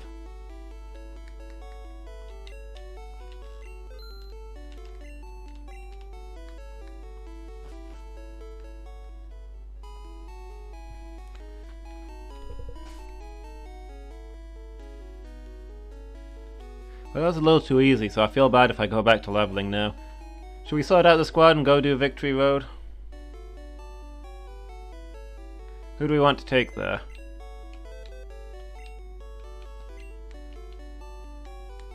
Probably put Roadkill back, that was a waste of time. Ubermensch as well, I guess. You definitely want Lady Squeak.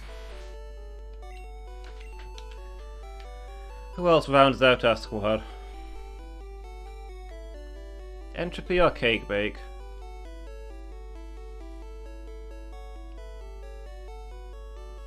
We do have Dark for ground type attacks, so I don't know if Entropy's good for us right now. But Entropy does add like Rock Throw and stuff.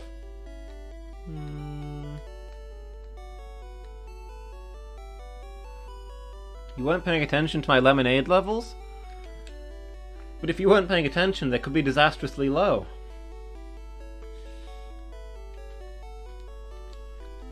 We'll come back to this Pokemon issue. We've only got 50 lemonades. Lady Meow, is that enough? Will that get us through Victory Road? I should get a few more just to be safe, right?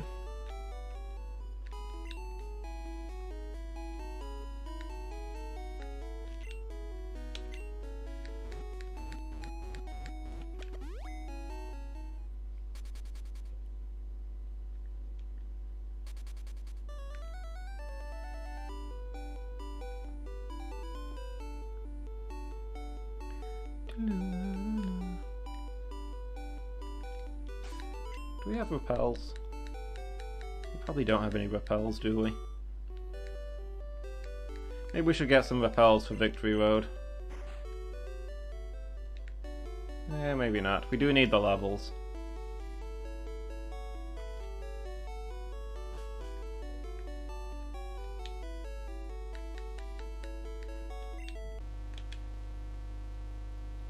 Alright, say we took...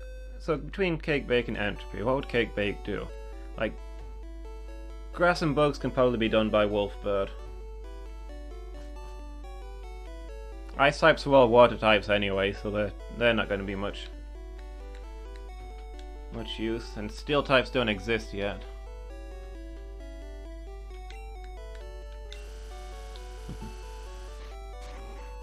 That was Repel as in the thing that keeps enemies away. So we can do the boulder puzzles in peace. If we could get the American style rappel to like climb over Victory Road and avoid all of the trainers and the fighting and the caves and everything. I mean, that would be convenient.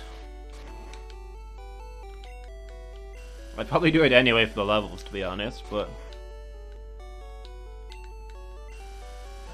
It'd definitely be speedrun strats.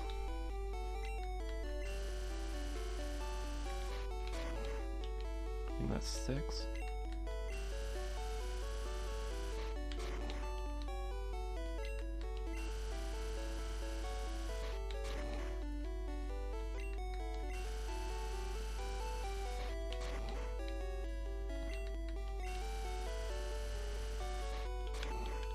Yeah, come on, give me more lemonades.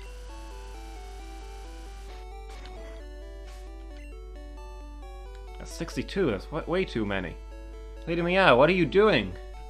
You filled up my bag with lemonades. We're going into a horrific endgame cave. We need medicine and supplies, not lemonade. What are you thinking? I'll get 8 more so it's a round number.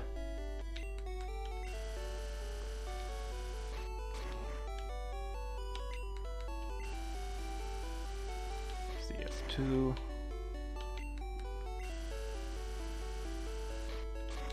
Three.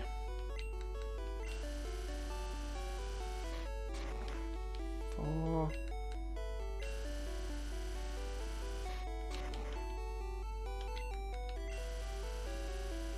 Was that 5 or 6?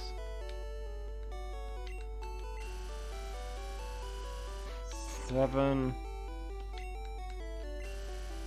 You'd think I'd be able to count to 8 somethings, but I can't. That's 70, good. I was worried it'd be 71 and we'd be stuck there.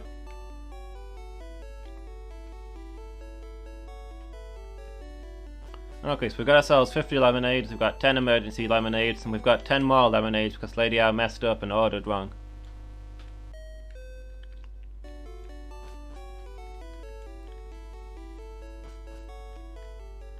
I think we're ready for Victory Road.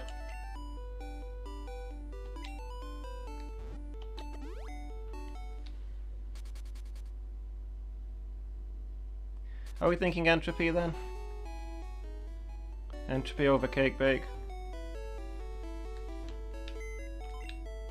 Those rock attacks would be good against Zubats.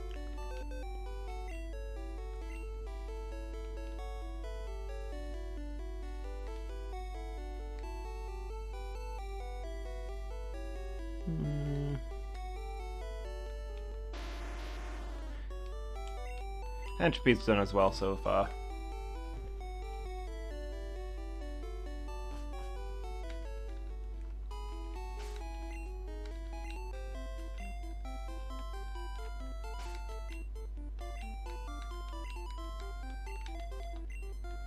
Anyway, we've done the section where there's 2 boss fights with nothing in between. So it's good to finally go off and get ourselves into an actual legitimate dungeon where we can do some exploring, fight some trainers, get some levels, without any further undue interruptions. Asmoth. What a surprise seeing you here. Don't just copy things I say to you back at me. So I'm going to the Pokemon League. Then I'll whip you, Lumus, with this licorice whip. Will I get a lollipop afterwards?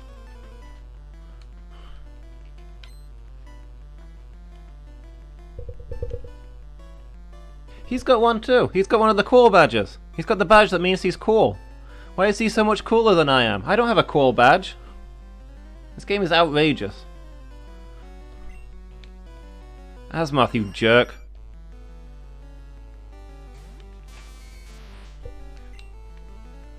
When I beat you, I'm taking that badge off of you. It's gonna be my badge now. I just want to be a cool trainer. Is that too much to ask?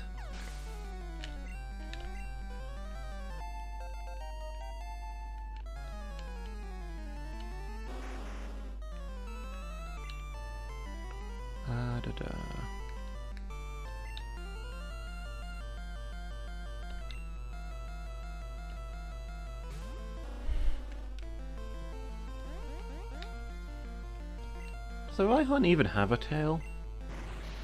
Questions for later.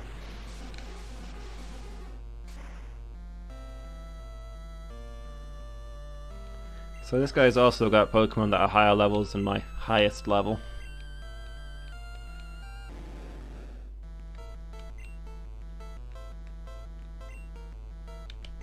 I probably shouldn't be surprised considering that Giovanni had a level 50. How do I know that I don't have a cool badge? We only ever see your back. You only ever see my back because I don't want you to see my front and realize that I don't have a cool badge. The shame.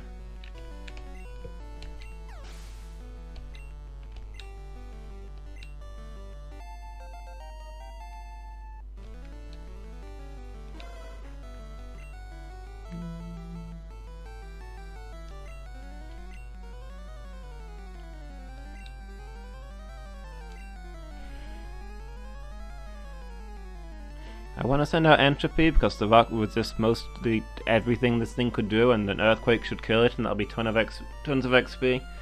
But I'm terrified it's going to use Fire Blast or something and one-shot Entropy because Gravelers don't have good special defense.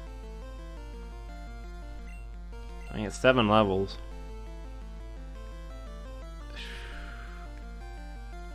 I guess it's better to be safe. Oh, see you, Angel. Thanks for stopping by.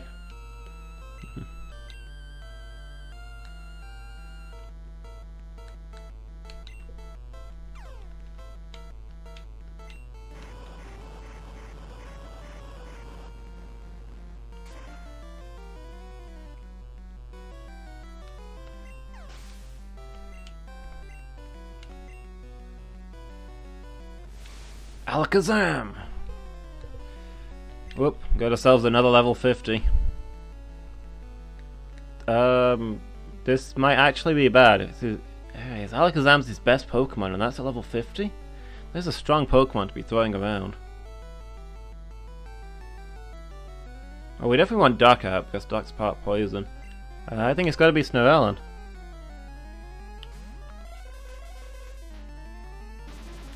We all know that there's only one way to win a psychic fight. Uh-oh.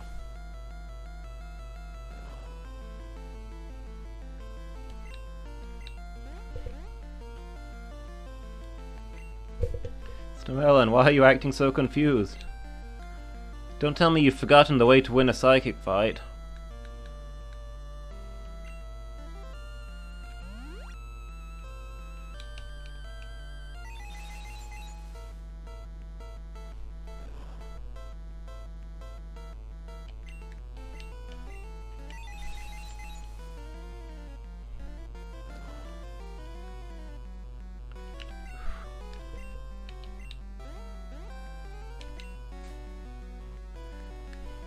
Snovellan's having memory difficulties, guys. Where are the decent potions? Hyper potion, there we go.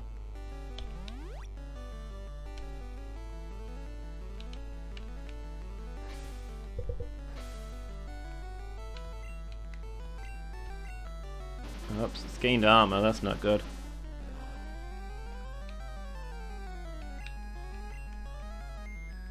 There we go.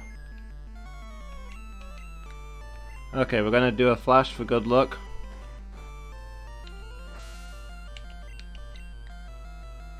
And now for our true strategy. There's only one way to defeat a psychic. You have to take out their head. Uh-oh, he's back on his feet.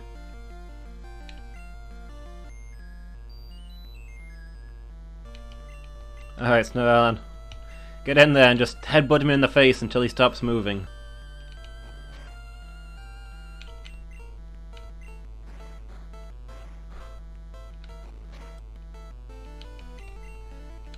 Come on, you've got this, Snovellan.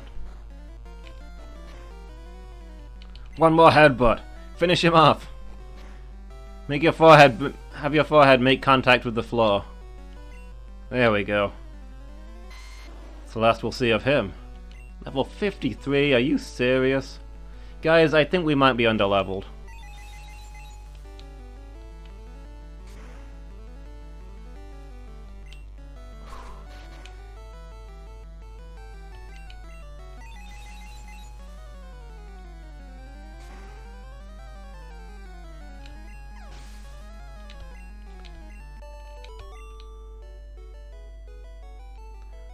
Nani?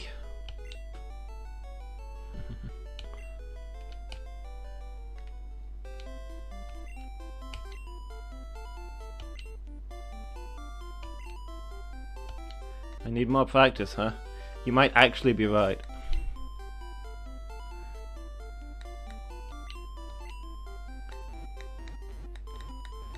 Let's duck back to Cinnabar real quick.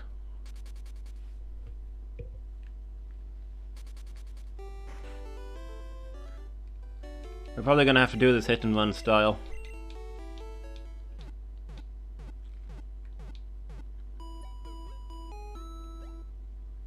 Just pulled up originally with a crap squad and a level 70 Charizard. I think that's how most people do this game the first time through.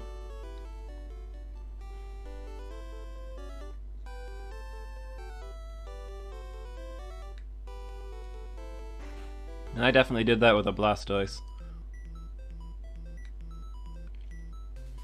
I let the rest of my squad get so far behind that they couldn't get into the fights anymore, so they couldn't get XP and they didn't catch up.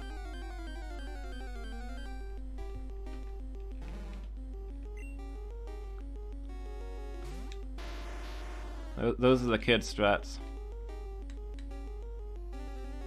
Probably want that one there, yeah. Actually, the thing is, this game kind of rewards you for doing that. They made it more balanced in later gens, where type matchups seem to matter more. And it's good to have squads you can swap around between. But back in this first game, having one super powerful Pokemon is actually a very legitimate tactic. Probably works better than leveling up your squad evenly.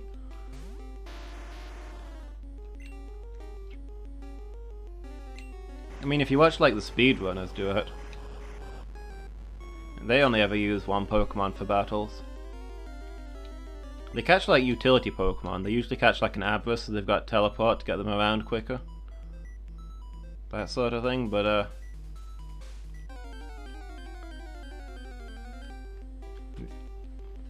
don't usually need anything else for battles.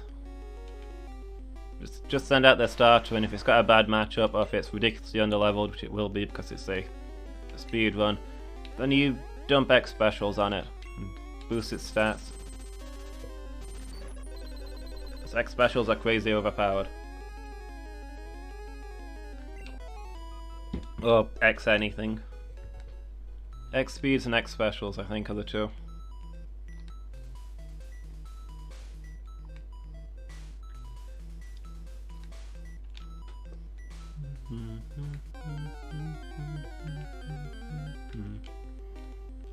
Raise the roof!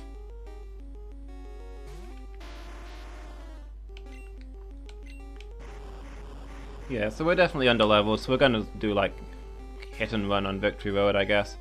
We'll do a leveling session here, we'll go into Victory Road, see how far we can get without getting wrecked, come back and level some more. Ideally we'll be at a decent level by the time we reach the Elite Four, but I'm not hugely optimistic.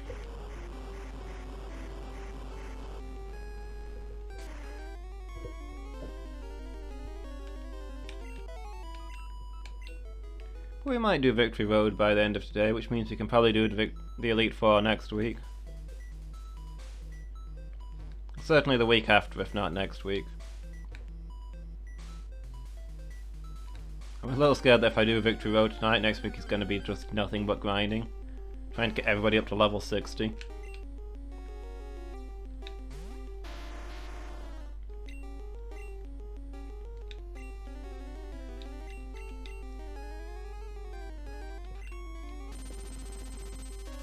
I could go in at a lower level and abuse the X item strats, but A, that's really... That is so much cheese, and B, it's not really much fun to watch. What? Where?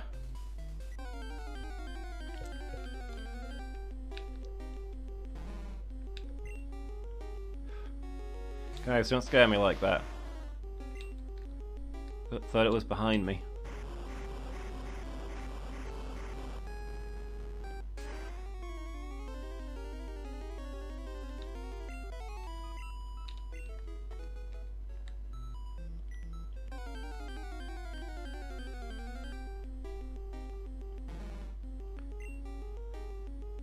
One of the big problems with this game in the sort of ending areas, there's not really any good leveling spots.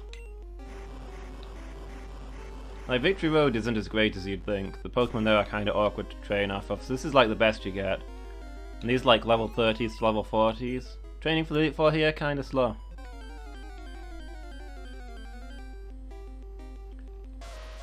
The main thing that's missing is the Versus Seeker. That was the best thing they came up with in Pokemon. To let you go back and fight the old trainers again, except they're stronger now. It's more fun and more practical for grinding. Second best thing is the EXP share, which is similar benefits. Lets you keep your side squad on a decent level.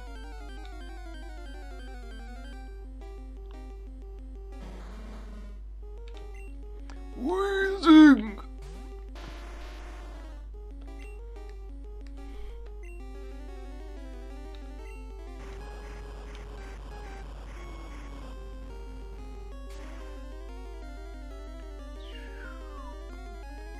Wow, it survived?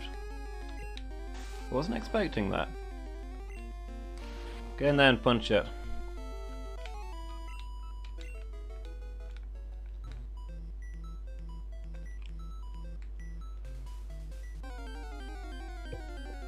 I guess it was only 2 levels difference, but still, that's a tough wheezing.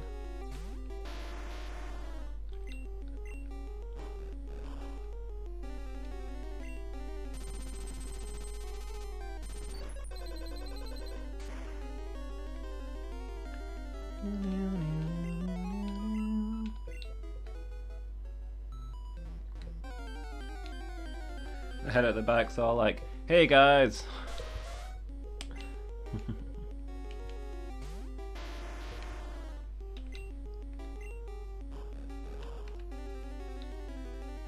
Coughings and wheezings always have the best sprites.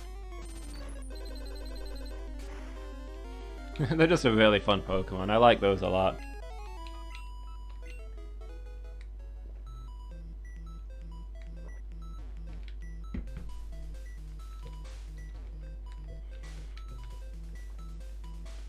Maybe in a later challenge when we can get one in our squad.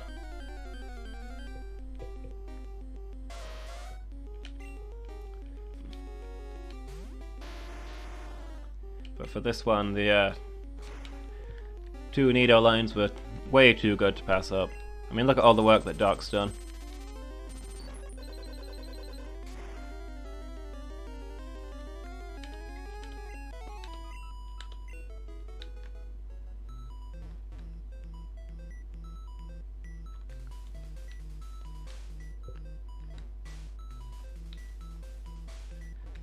Eventually, Coughing and Wheezing get a lot better in Gen 3 onwards when they've got Levitate, because ground is one of their main weaknesses, so to be able to just shrug that off, really good.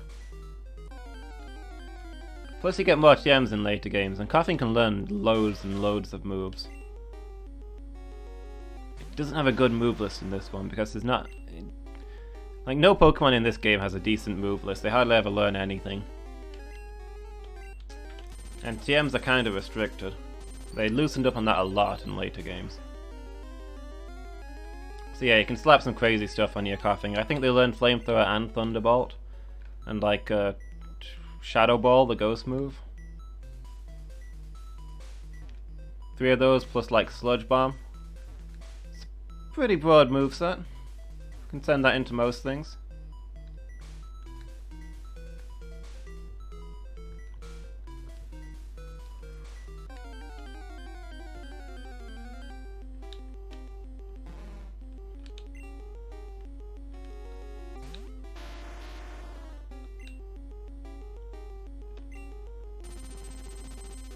They learn loads of fire moves because I think the idea is that they're lighting up all the toxic gas that they spray out. Like, I think they can learn Fire Blast in this one. And later on they can learn Flamethrower and all kinds of things like that. Not exactly sure how they perform a Thunderbolt with their poison powers.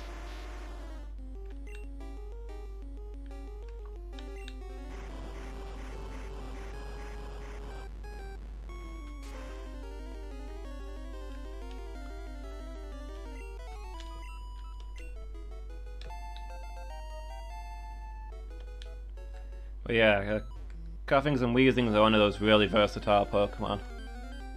They're so gross. What? They look like such fun guys.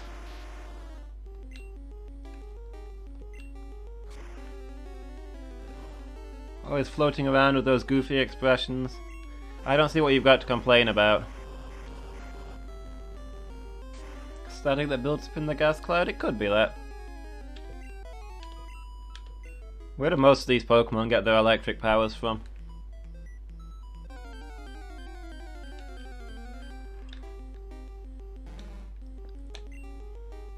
Static sounds plausible.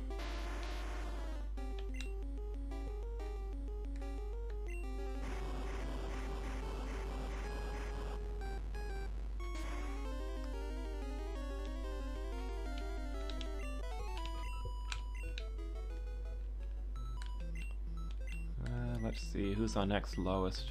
Wolfbird. Let's see if you can actually beat something without getting immediately poisoned.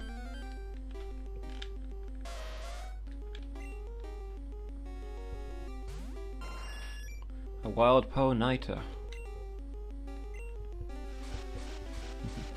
I need any of their powers? Yeah, I guess that's fair. Like, how is a Ponyta on fire?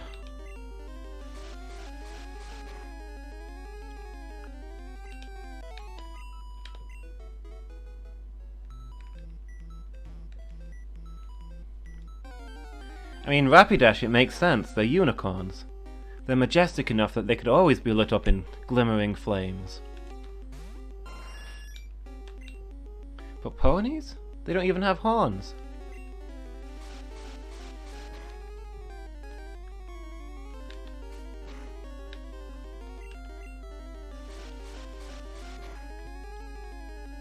I suppose the in-game logic we've got to look at is that Ponyta, Rapidash, Growlithe, those are fire types, so it's natural that they have fire powers. Coughing and Wheezing are poison types, so it's strange that they have fire powers.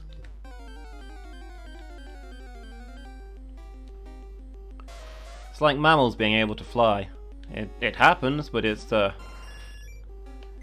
ones out.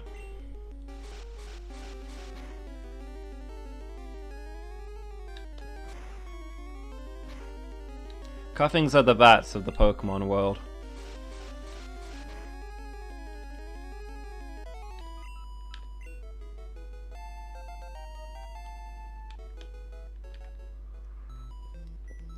Yeah, I'm gonna stand by that statement. Coughing are the bats of the Pokemon world. There's no Pokemon more bat-like than Coughing.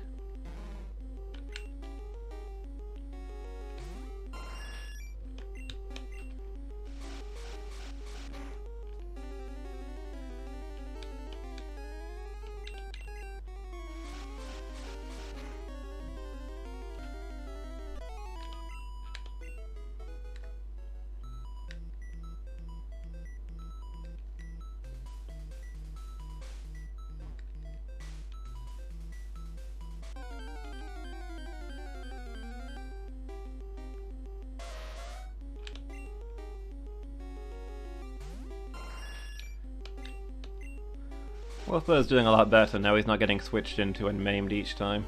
That's the problem with low defense Pokemon, when you've not got it set on switch.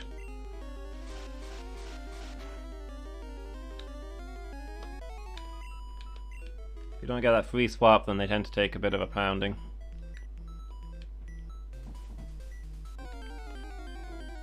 But you know, that's a valid part of strategy.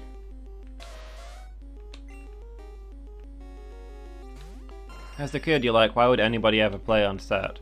But then as an adult, you realize that playing on shift just ruins any idea of strategy in the Pokemon games. Even if you're not doing a Nuzlocke, playing on anything other than set is ridiculous.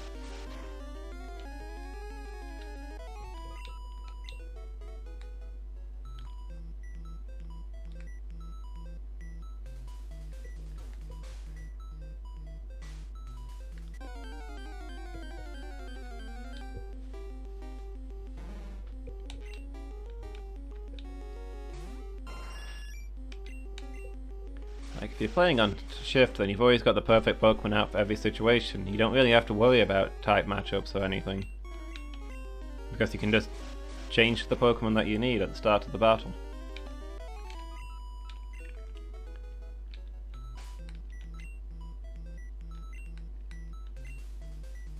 Who's next? Snovella? And that's an advantage that the NPC trainers don't have, so that's basically the game cheating in your favour. The NPCs all play on set. Those are the rules.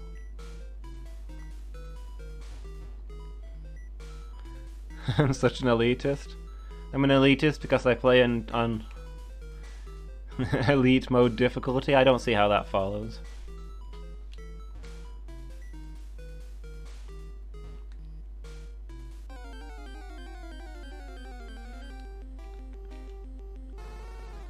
No, but for real, I think that playing on shift ruins the game.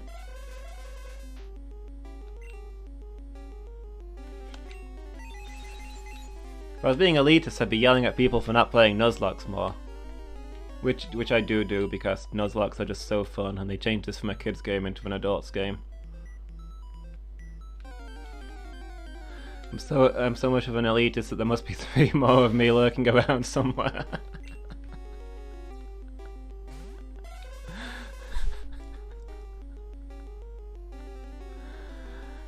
Lumus was hurt by the burn.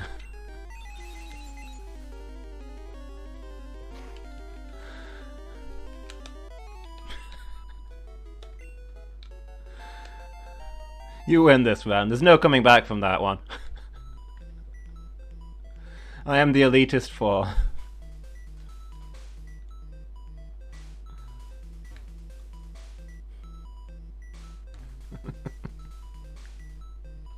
I'm saving that one. I'm gonna use that again.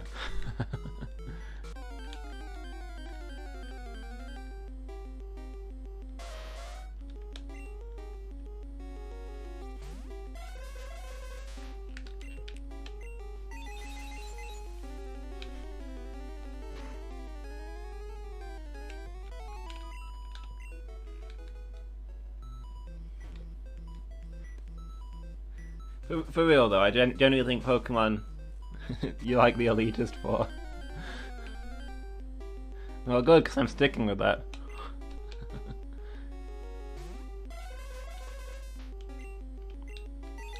Like basically, Shift is easy difficulty, Set is normal difficulty, and Nuzlocke is hard mode.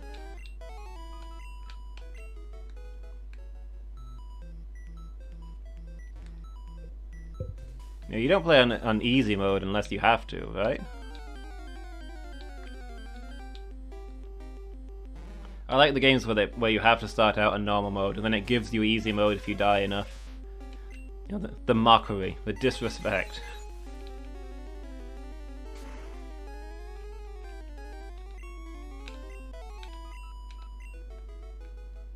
I'm not 100% sure, but didn't Devil May Cry have you start out... No, Devil May Cry 3 I think it was. You start out on normal mode, and if you die enough you unlock easy mode. And then if you die enough times on easy mode, you unlock easiest mode.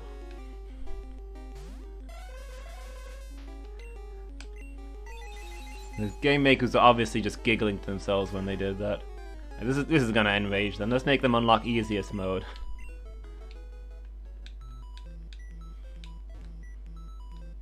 Maybe put a bow in Dante's hair when you do it.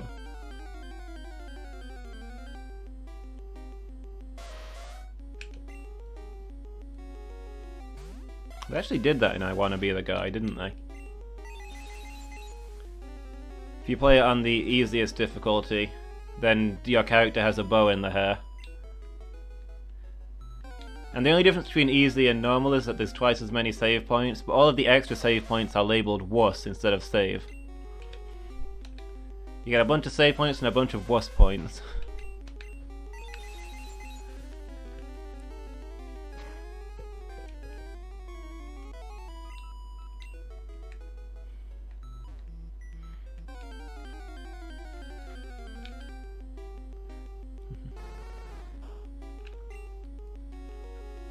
That is humiliating? Yeah. Games need to be more committed to ruining the lives of their players. The average game just isn't sadistic enough for my tastes. You know, not towards the NPCs, towards the players.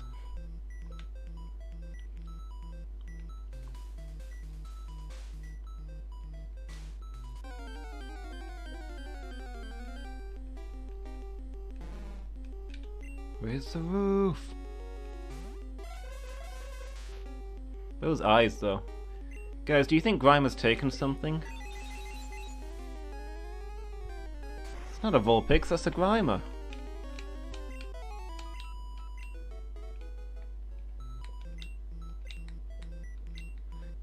Guys, do you think Lady Meow's taken something? She thinks that Grimer is Vulpix.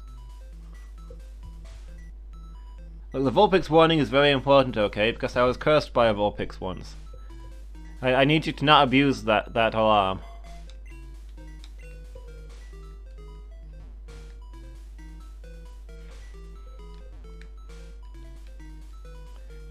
Only shout Vulpix if there's a real Vulpix.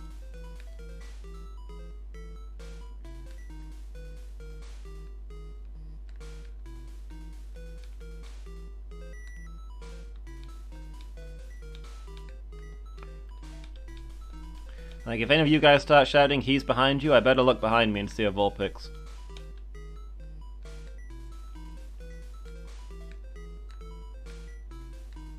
I can't decide whether it bothers me that I can't stand in the middle of this carpet or not.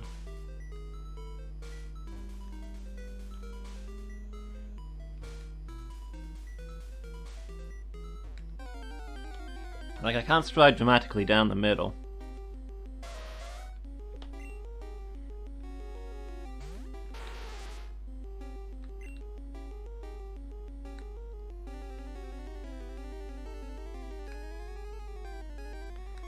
I think I'd be inclined to let it slide I'd be inclined to let it slide if there was a double door, but there wasn't a double door, was there? It's just a regular single door.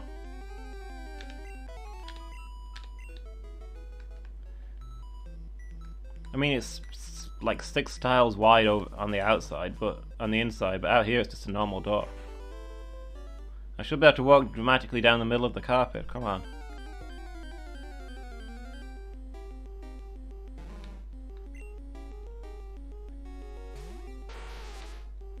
No wonder Mewtwo burned this place to the ground. The carpets are not centered.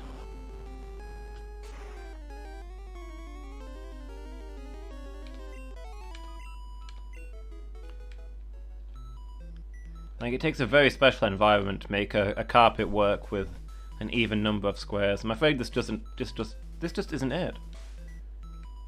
I mean, first the awful tiles, then the even carpet. This place is a fashion disaster. This is why Vulpix hate. This is why Vulpix. What? Did somebody say Vulpix? I was trying to say Mewtwo, but somebody said Vulpix. This is why Mewtwo hates humanity. There's no such thing as a Vulpix, I'm sure. They're just a story made up to scare kids.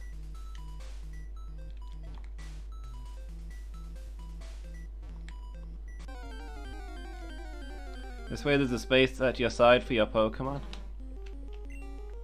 I guess. I don't think they've ever made a game where you can have a Pokemon at your side. They've made ones where it walks behind you.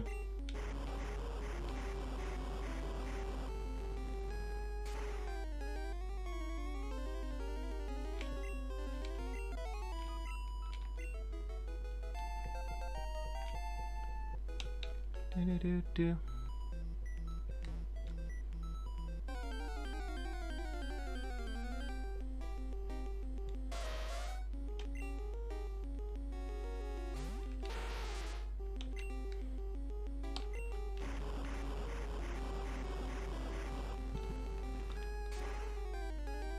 Earthquake. I should have used Surf, because Earthquakes are more precious.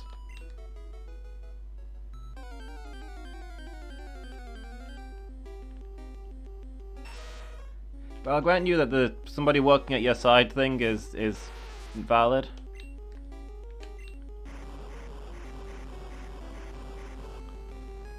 It's just that I don't have anybody to walk at my side. Forever alone. Forever alone. But yeah, one of the few places that could get away with a even square carpet is like a throne room or something, where the king and queen will be striding down it together, and then they've got their thrones on, obviously not one behind the other. That'd be a stupid way to put it. They're side by side, so you need to walk down side by side. That makes sense. It's okay for it to be set up so that you can't walk down the middle. Like, even if you're on your own, you're going to walk down the side that your throne's on.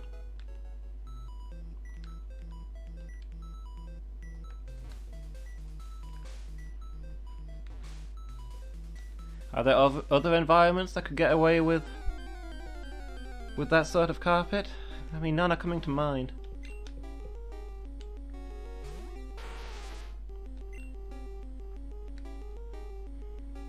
Maybe like a church for weddings?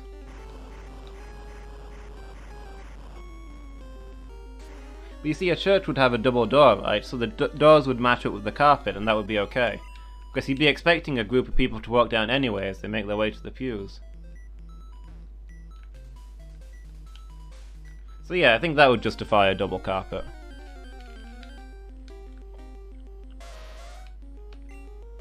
Not a lot of places can pull it off, but there's a few.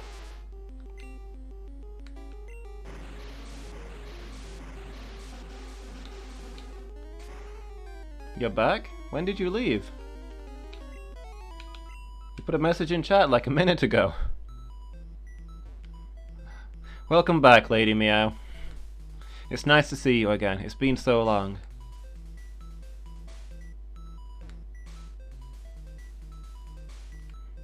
I hope you've been well in your travels.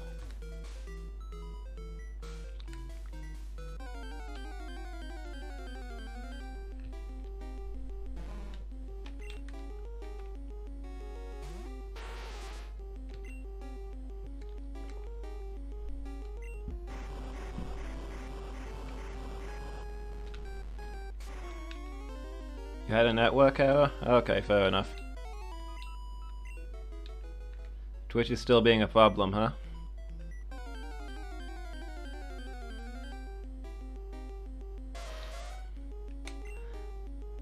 The day of many technical issues, it definitely is. You've had how many now?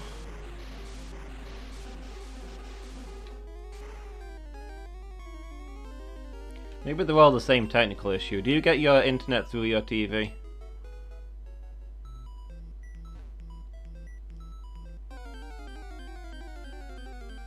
Or do you get your TV through your internet? It could all be connected.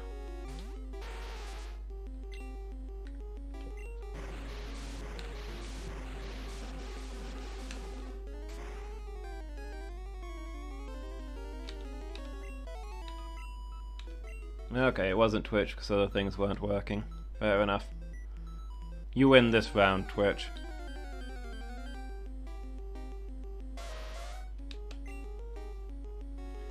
But I'll be back.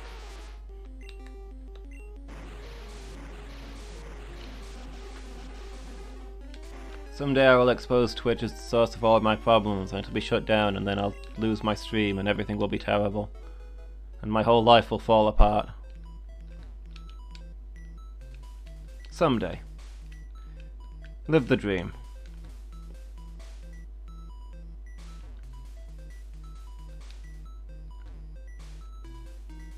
We might be at this for a while because Doc is really good at killing things. The others got worn down from all this grinding, ran out of moves that took damage. Doc can just go all day.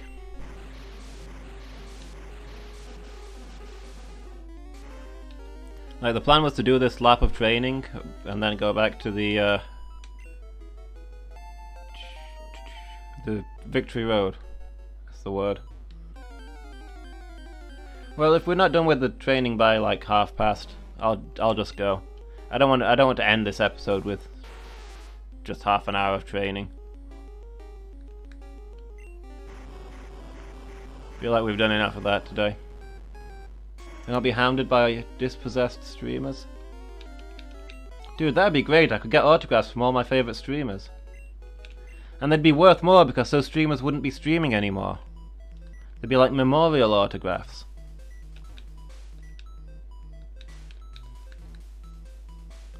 Could make a fortune selling those autographs and use it to buy a great computer to watch all of my favourite streamers. Oh.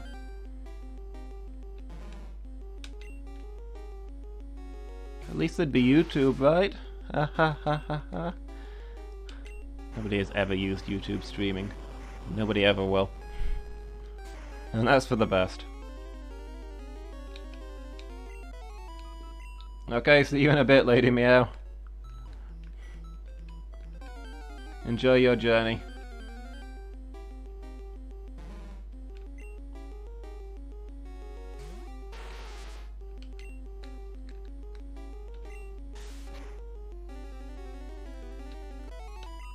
Well, we've run out of the super effective anti-poison moves, so now we have to just settle on body slamming. Squid Gaming used to, she uses Twitch now. Yeah, there's a reason for that, I imagine.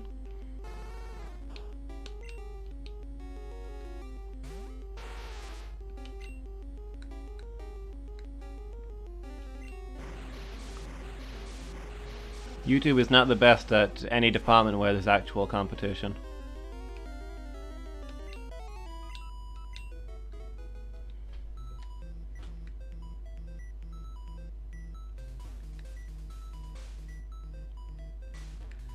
But there kind of isn't any competition for like the video upload stuff. I made a failing at Dailymotion account and started uploading videos there, but it's not a good option.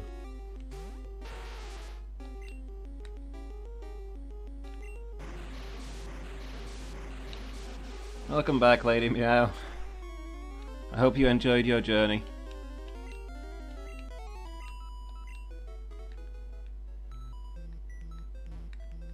Did you manage to find the thing that you remembered?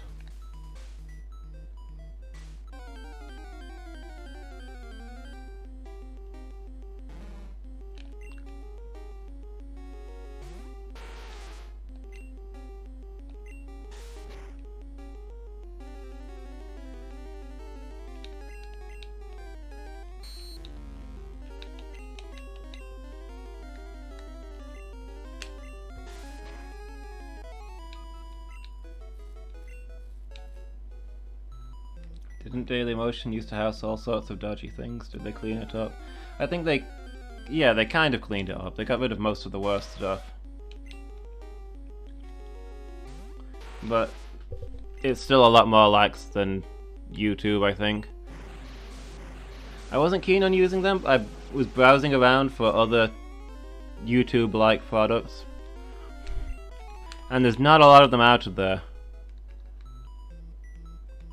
Like, the one that came to mind was Vimeo, but I looked into it, and to have episodes over certain lengths and all kinds of things like that, you actually have to pay for space.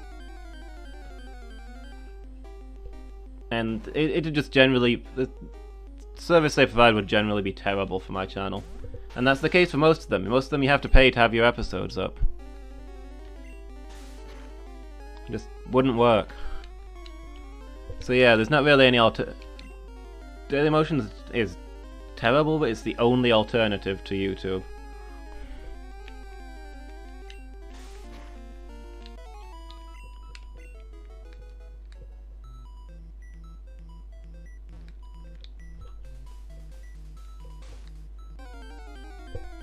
My main issue with YouTube and Google in general is,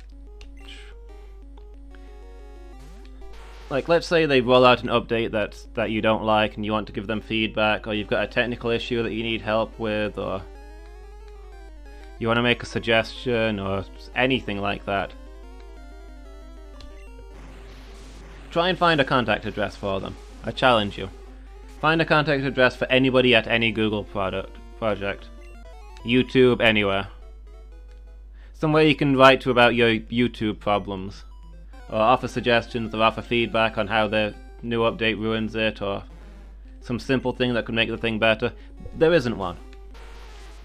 There's absolutely no contact details on any of their sites for talking to them about technical difficulties, suggestions, feedback. There's no way to get in touch with them about just about anything. There's no email address, no tech support site, or phone numbers, or anything like that. Google just don't want to hear from you. They're making enough money already. They don't care about you. They don't care what you want. They're pretty blatant about it.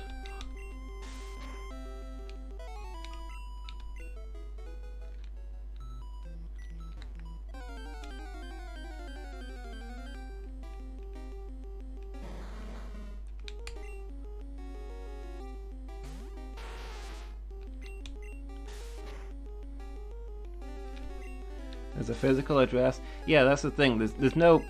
They don't give out any contact details or anything because they don't want to hear from you. In theory, it's possible to show up at the Google headquarters and yell at somebody, or maybe figure out a phone number for the building. But they don't... Obviously, they don't want you to.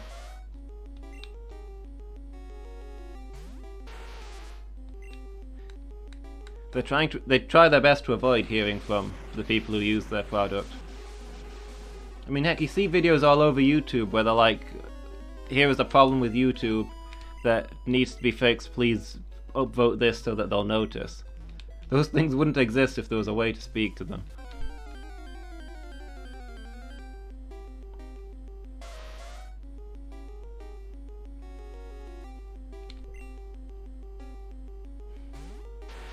I'm too progressive.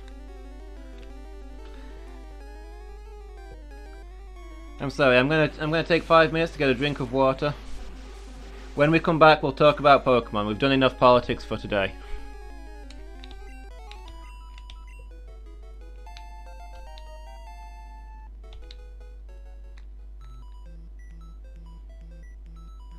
Speaking to somebody at Google is a quest.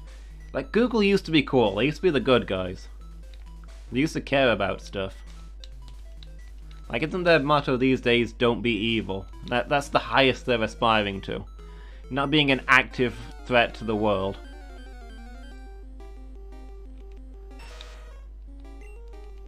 Their goal is to do their best not to be supervillains. They might not always succeed at that, but they try not to be supervillains. That's all they can claim to do. It's not a convincing claim.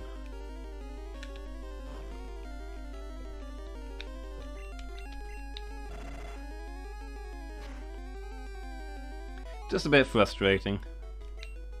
I've pretty much stopped using all other Google products. This is how much I dislike Google. I've started using Bing. I know, I saw you all shudder, but what's the alternative?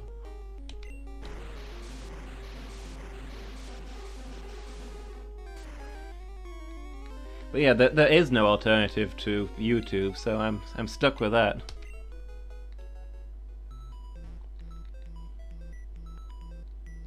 I don't Bing things though. I still use Google as a verb. They can control the noun, but they can't control the verb. I can Google things on my Bing if I want to.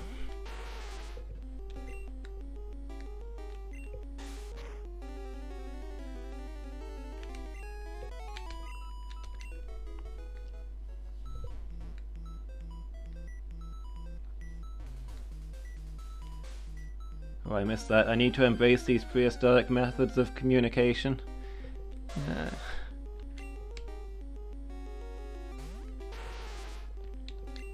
I mean, I have heard that people would write letters back in history. The olden days. It's a little weird that a tech giant would encourage you to go back to writing letters instead of emails.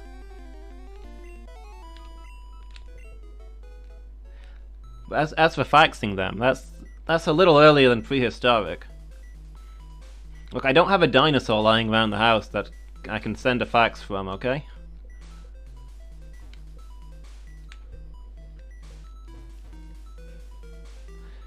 Isn't there a Chinese state-sanctioned YouTube equivalent? There probably is, because they probably don't allow YouTube. They've got an equivalent for most things out of necessity in their censorship system, but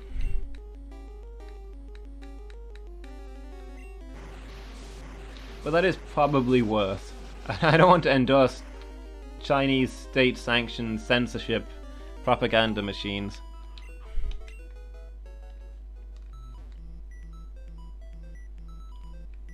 Also, I'm not sure you can get to them outside of China. Also, I don't speak Chinese. Although I can read a little Chinese, but probably not enough to, you know, run a channel off of that.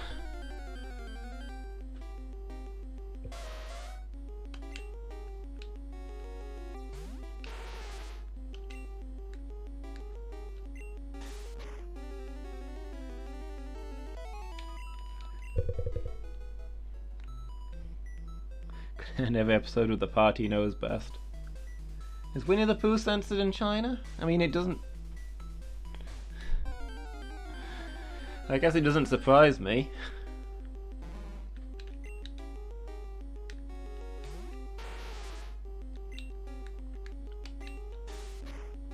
But yeah, the state of video upload sites is so terrible that YouTube is the most free and uncensored and people-focused outlet for video uploads. And that's just tragic.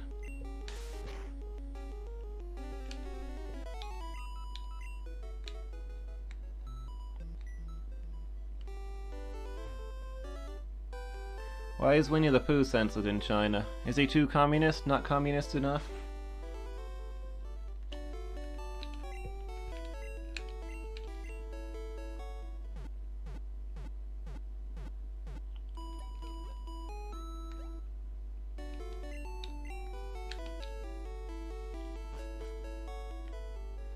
Does Winnie the Pooh not think that the party knows best?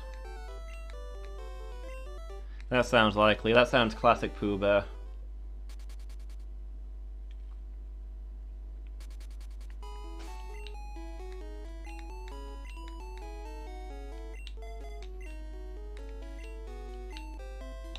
Okay.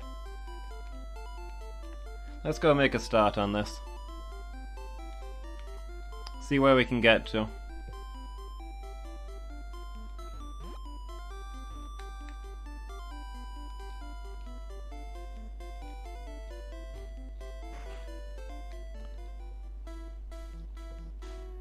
That is a border badge. Yes, yes it is.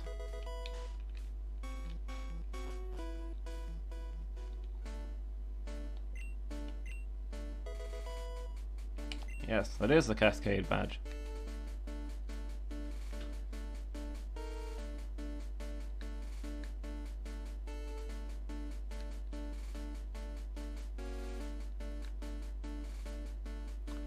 Christopher Robin film wasn't allowed to air there.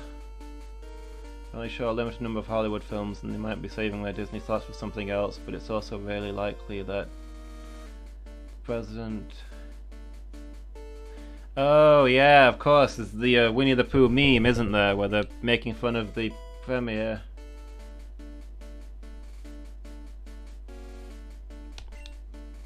Oh, that's it. That's why it's not allowed. Yeah, Winnie the Pooh's banned on all the social media things, isn't it? You can't post pictures of him or anything like that because there was a meme making fun of the government. Yeah, they absolutely wouldn't let a Winnie the Pooh film out now. That's gotta be it. I have several rainbow badges. Let me past.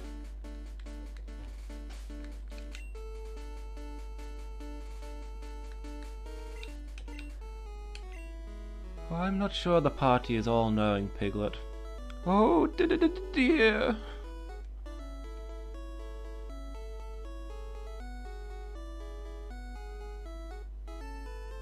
How do you not have hypothermia? This is your job? All day, every day?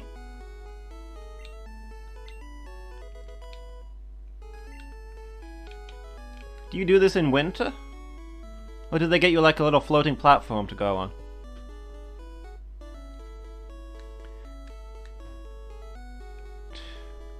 I mean, I've seen some undignified jobs, but that's... I mean, it doesn't even need doing. There's two of you? There's two of them in the water? I only remembered the one. These aren't even the people from the water who check the badge from the water gym. Forgot how grandiose this place is. Dude, these guys have butlers in the moat. That's how grand this place is.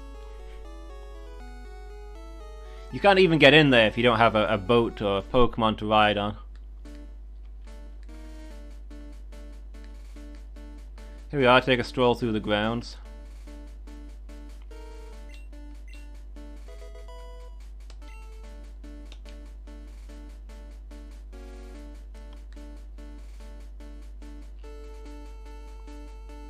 Step out into the courtyard.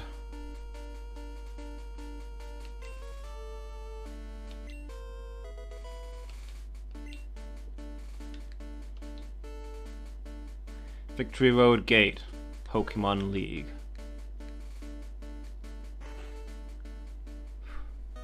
Alright, here we go, guys. Do we have strength? We don't have strength, do we? Ubermensch has strength. Oh, of all the... Every time we go into a cave, I forget to bring Ubermensch and his strength. Every single time. Of all the... Well, we're here now. Let's go see what trainers we can beat up. We'll do as much damage as we can and then we'll escape rope out.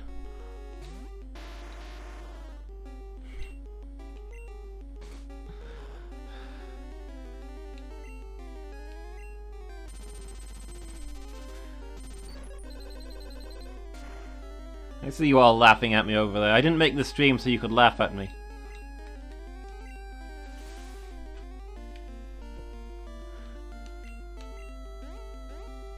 You are supposed to be basking in my Pokemon skills. Okay, well this is the dead end.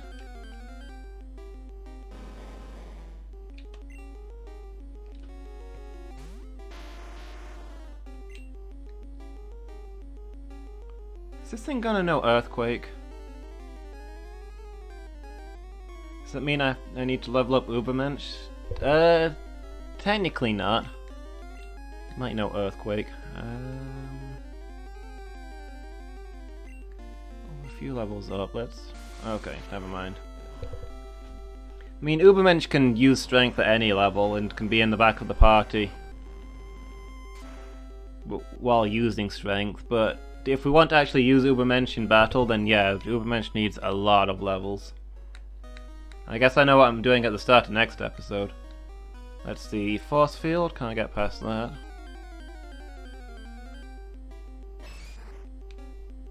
You're mocking me, aren't you?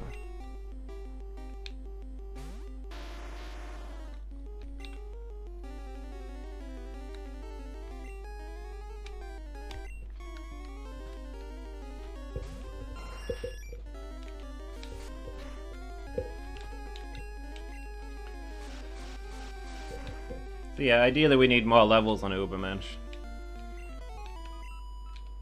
It's not great because I'm not sure we're even taking Ubermensch into the Elite Four, but I suppose it doesn't hurt to have our options open. Yeah, we can't actually get anywhere in here without strength. I can't even beat up a couple of trainers to make the way easier later.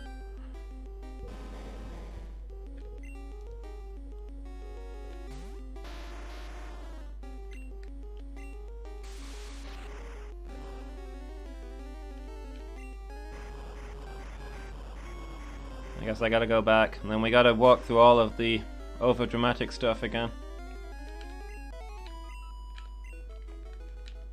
If I got anybody in the party who...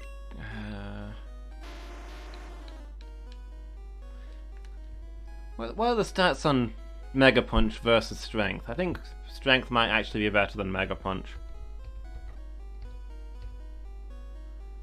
I'm gonna have a quick look at that.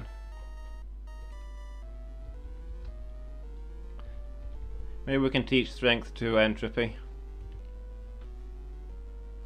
Let's see, Strength 80 power, 100% accuracy, no special effects. Mega Punch, 80 power, 85% accuracy? Okay, so Strength is straight up better than Mega Punch. We shouldn't have even been using Mega Punch all this time. Okay, I think we're good. We can solve this. All we have to do is teach Entropy Strength. Of course, the HM is back in the box. We have to leave anyway. Deep breaths, Lumus. Deep breaths.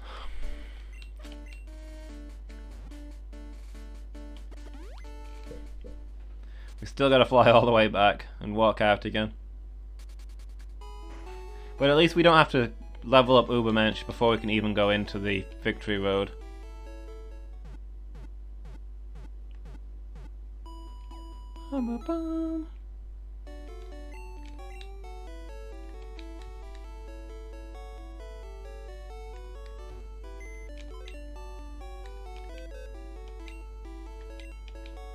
Let's see. Strength is HMO1, right? No, is HMO1 cut? Yeah, it's cut, fly, strength, surf, flash. Is it 3 or 4? I think it's 3.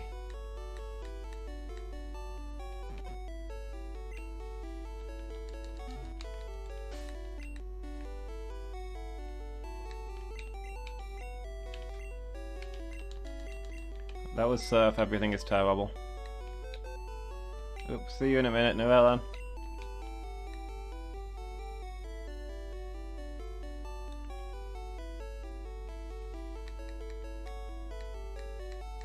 Did I go past? There we are.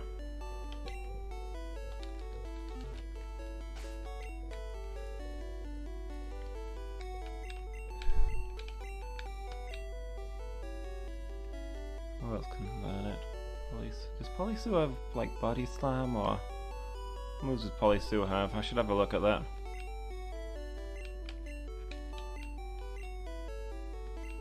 I thought Mega Punch was better. I thought it had high strength and low accuracy. But its attack isn't that high.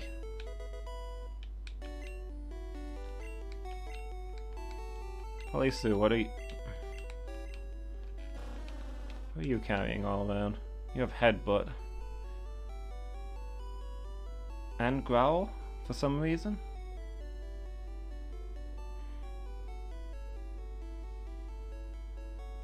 Well, Headbutt might be better than Strength. It's less power, but it flinches.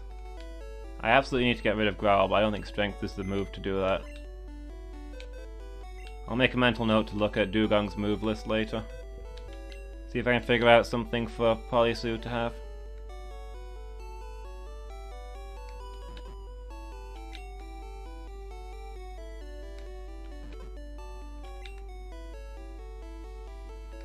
Is the thing still full? Yep. I don't know why it wouldn't be. We've not taken anything out.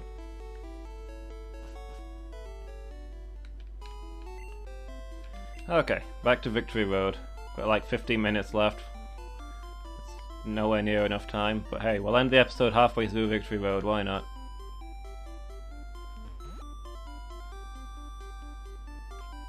Feel the need to get something done this episode. All we've done is clear out the Earth Gym, beat Giovanni, and best our rival. It's pretty much just been a filler episode is what I'm saying. It's been nothing but grinding. Let's get some progress in there.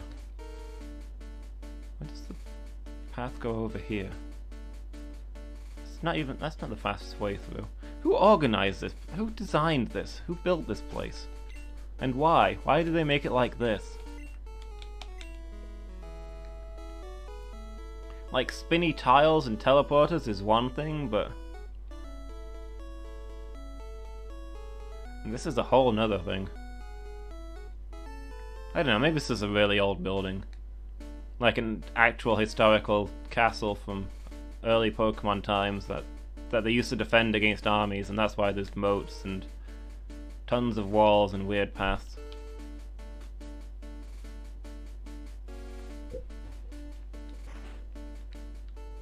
They did Pokemon Conquest as like the samurai early Pokemon days. They should do a Western equivalent, where you've got like castles and knights and the like, where it's all Pokemon. Let's go left first. Nope, we can't actually go that way.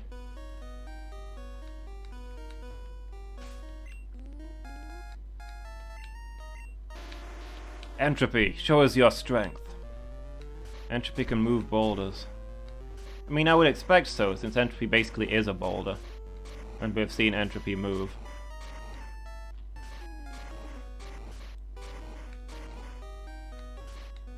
Entropy is a moving boulder. Let's see. Okay.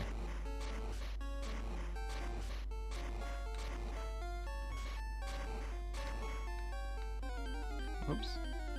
Didn't actually bump it there.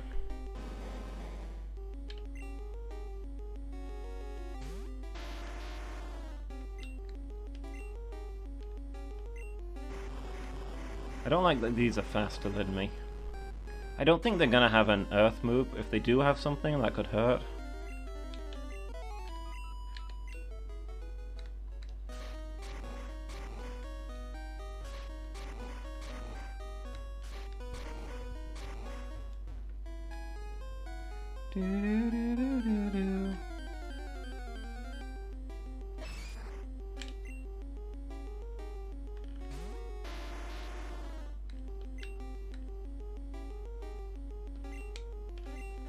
I like Entropy could probably one-shot this, but I don't want to take chances with type matchups at this point.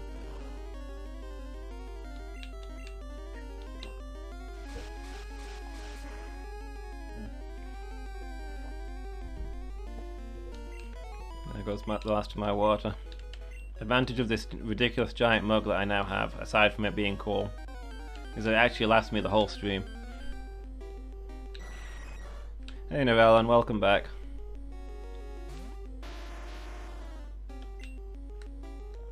Maybe I should get one of those hydration bots that I see all the cool streamers having. Telling them how long they've streamed for and how much water they should have drunk.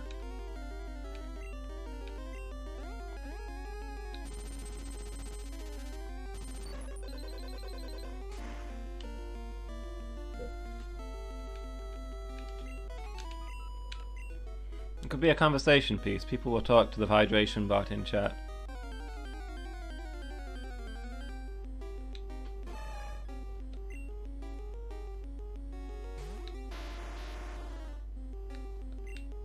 Flexing.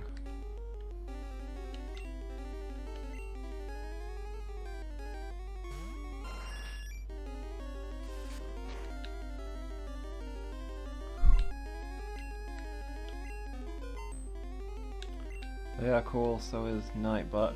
Which one's Nightbot? I don't know if I know that one.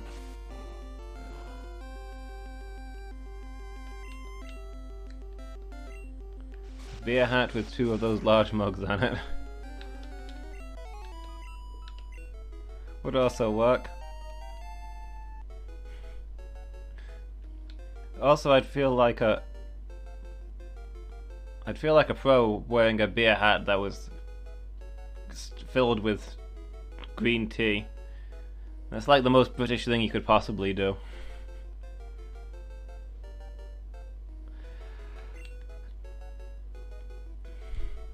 Entropy has some explosive new information about Lord of the Rings.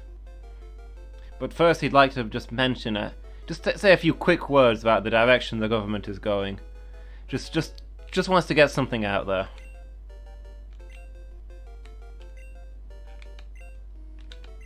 And we'll never get back to explosion. Oh, that's the one that does the pre-recorded messages. I didn't recognize the name, but I know which one you mean. I see it on like speedrunners and the like. Where the people are like, what things are included in a 100% speedrun, and the dude's like, just type exclamation mark 100. It'll tell you everything.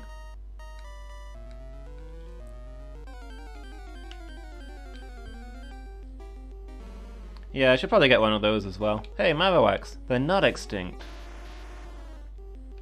I forgot those were in here.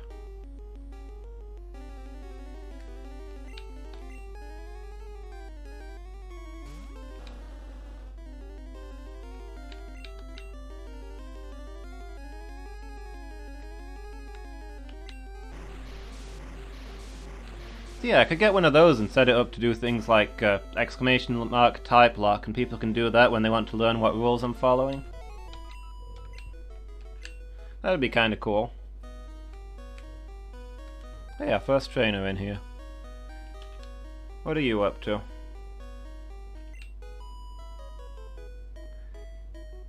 You wonder if you're good enough for me. You're wondering if I'm good enough for you. It's a little early in a relationship to start bringing up these doubts. I mean, I think you're being a little bit too forward in a lot of ways. That's an interesting sprite in this generation. Look at those claws.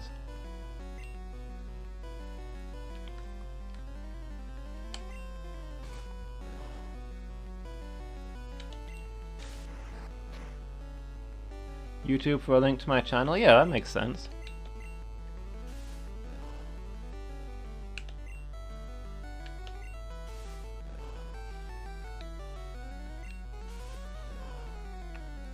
Filled it with some generic useful commands, that'd be...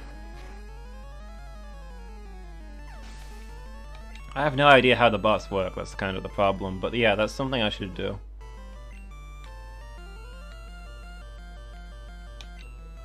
Those whiskers, like knives protruding from the face. Oh boy.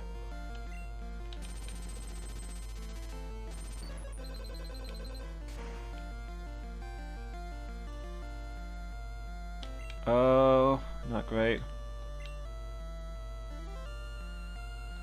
I think we just pop a heal, probably.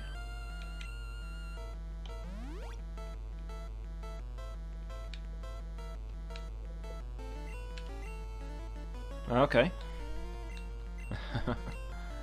She had the same idea, I guess.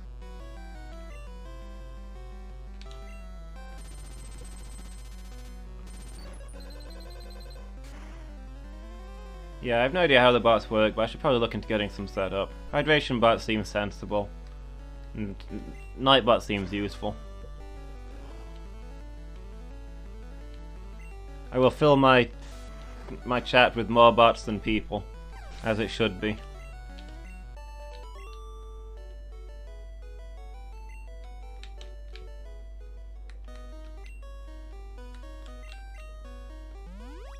Yeah, I'll put that on my list of things to look into.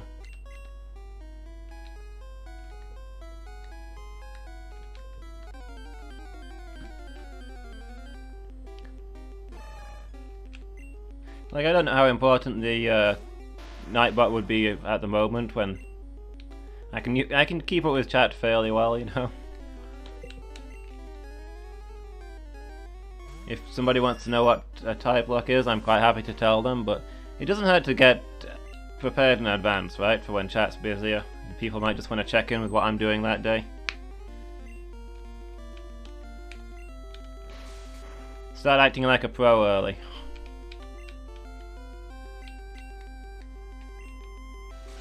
If I act like a pro, people might think I'm a pro.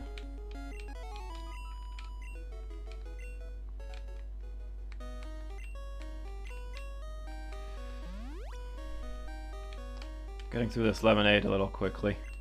I think you should have got us more, Lady Meow. Like, I don't want to point fingers, apportion blame, but we are low on lemonade.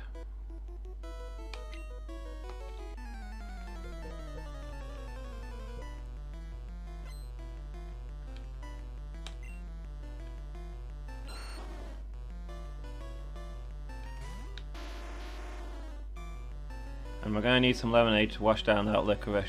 Also, Entropy, let's get you the heck out of there.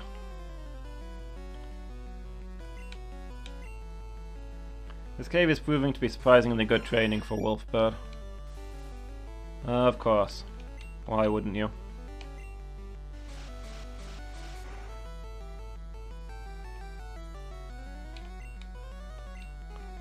Lemonade is for drinking.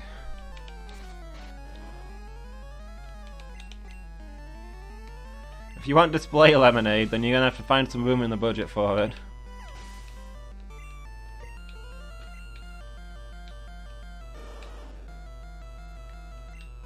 Okay, War Turtle. Let's go ahead and get an antidote going. An X attack, that's interesting. Can Wolfbird finish this one, or do we want to swap?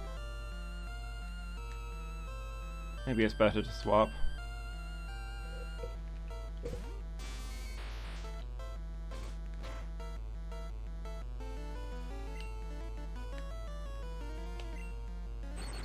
It's over!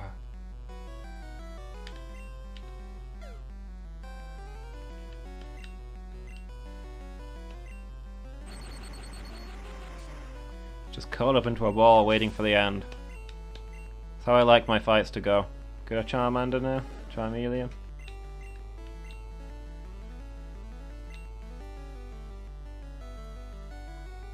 Go back to Entropy, I guess.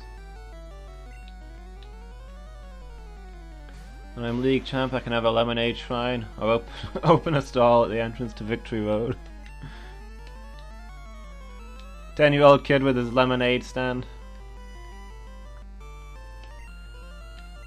We was talking about the cute little kid, and then they're like, no guys, that's the champion.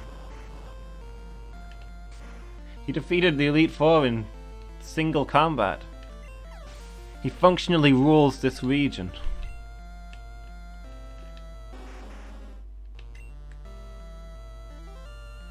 Overrated fire lizard.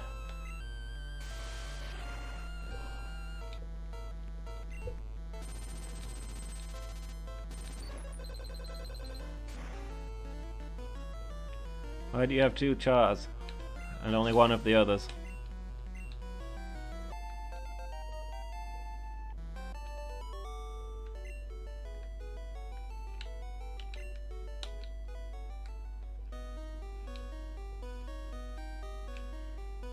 You're right, I am better than you. That ladder looks like it might be the way I'm supposed to go. Let's go the other way.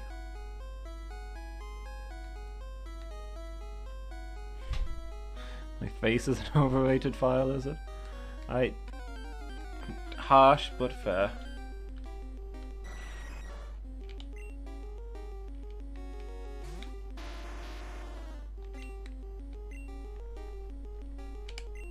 My face does get a lot of awards that I don't really feel it's earned.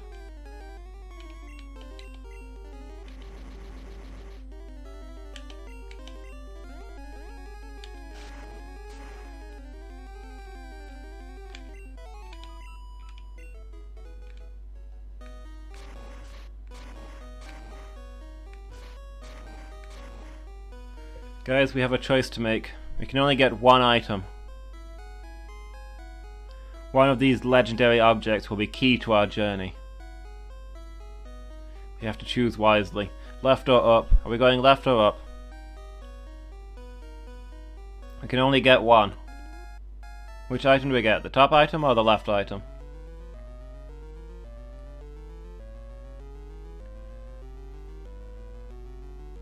It's absolutely vital that we choose wisely. For whereas the true grail will bring life, the false one will take it.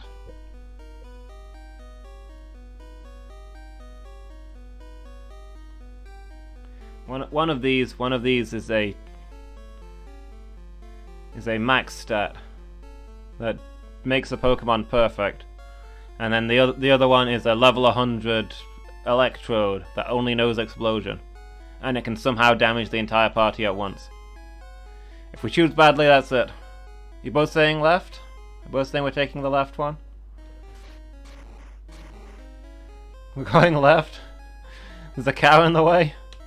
I'm trying! Left, left, left! A rare candy! I don't know if we chose wisely or not. I hate doing this, but we might have to leave and come back and get the other item and see if it's better.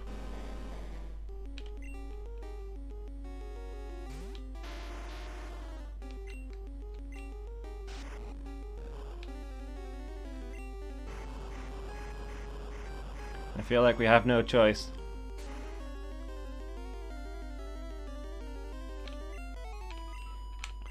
Why is there always a cow in the way?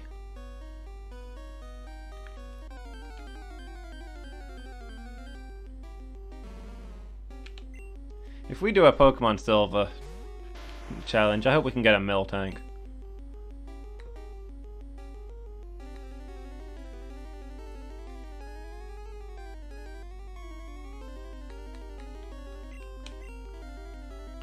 I don't know where I'm from. I was raised by a kindly herd of Miltank.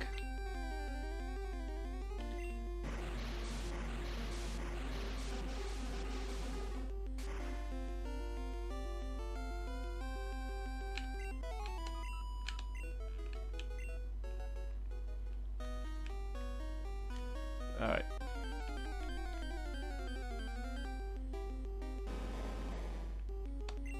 A lot of Onyx here.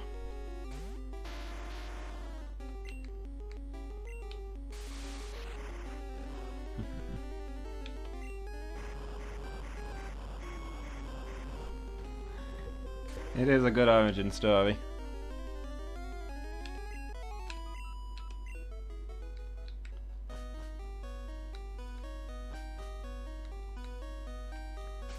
Where's my bicycle? Why am I walking like a chump?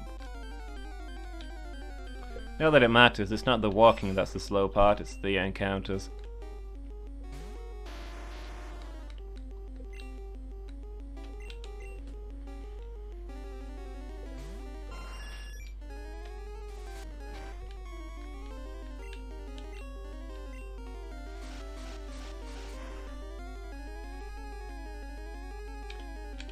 Yeah, I like how so many plot points in the Horde tie back to that origin story as well. Like how many levels contain cows. Cows are a thing that exist.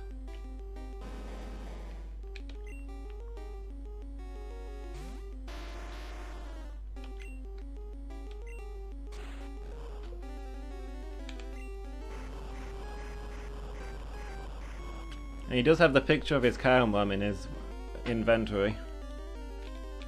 Most important item.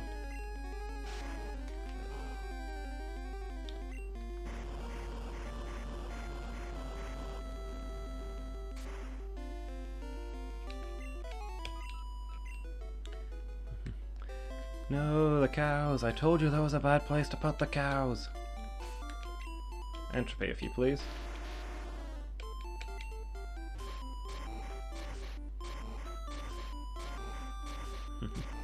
Now we find out. TM43. What is TM43? Is it better or worse than a rare candy? Sky Attack. Sky Attack is useless. We chose wisely, guys. We got the good item. We got the good item. We'll never know what the other item was. Of course, we'll never be able to get it. It was sealed up forever behind a boulder. But we chose wisely. We're not gonna get killed by the level 100 electrode that only knows explosion. We're gonna make it to the end of the game. That item is gonna save us. We will win this challenge because you guys chose wisely. Excellent work.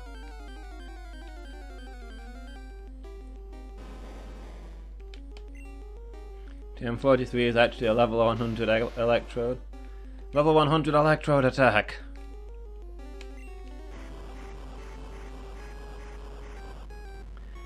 I want an electrode that knows level 100 electrode. I hear that was banned in competitive because it was just so overpowered.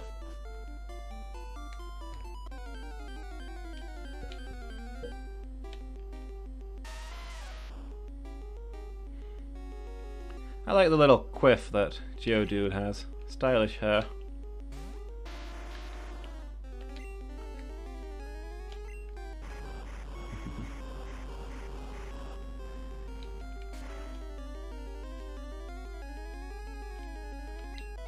Nuclear / Roscoe option. In Pokemon Wars, people just fly over enemy countries on the backs of their Pidgeots, dropping level 100 electrodes at no explosion. How do I navigate those ladders on my bicycle? It's not easy. It's not easy. It requires a lot of skill. Basically, you want to get up a lot of speed and then just kind of ramp into them. If you're going fast enough, then the universe won't notice that you're going straight up a wall. You're basically wall running, but on a bicycle. I'm noticing that it's gone 11 o'clock and we've just conveniently passed a ladder, so I will know which way I'm supposed to be going. So I think we might wrap it up here. We've made our start into Victory Road. Next time we'll finish Victory Road, we'll do some grinding, and hopefully we'll face the Elite Four. If not, it'll probably be Elite Four the week after that. So 1 or 2 more weeks of Pokemon, guys, and then we'll be done. We'll finish our grand campaign and be moving on to the next thing. I feel pretty excited about that. Seen parkour on a bike before? I've not seen it, but I'm sure it exists.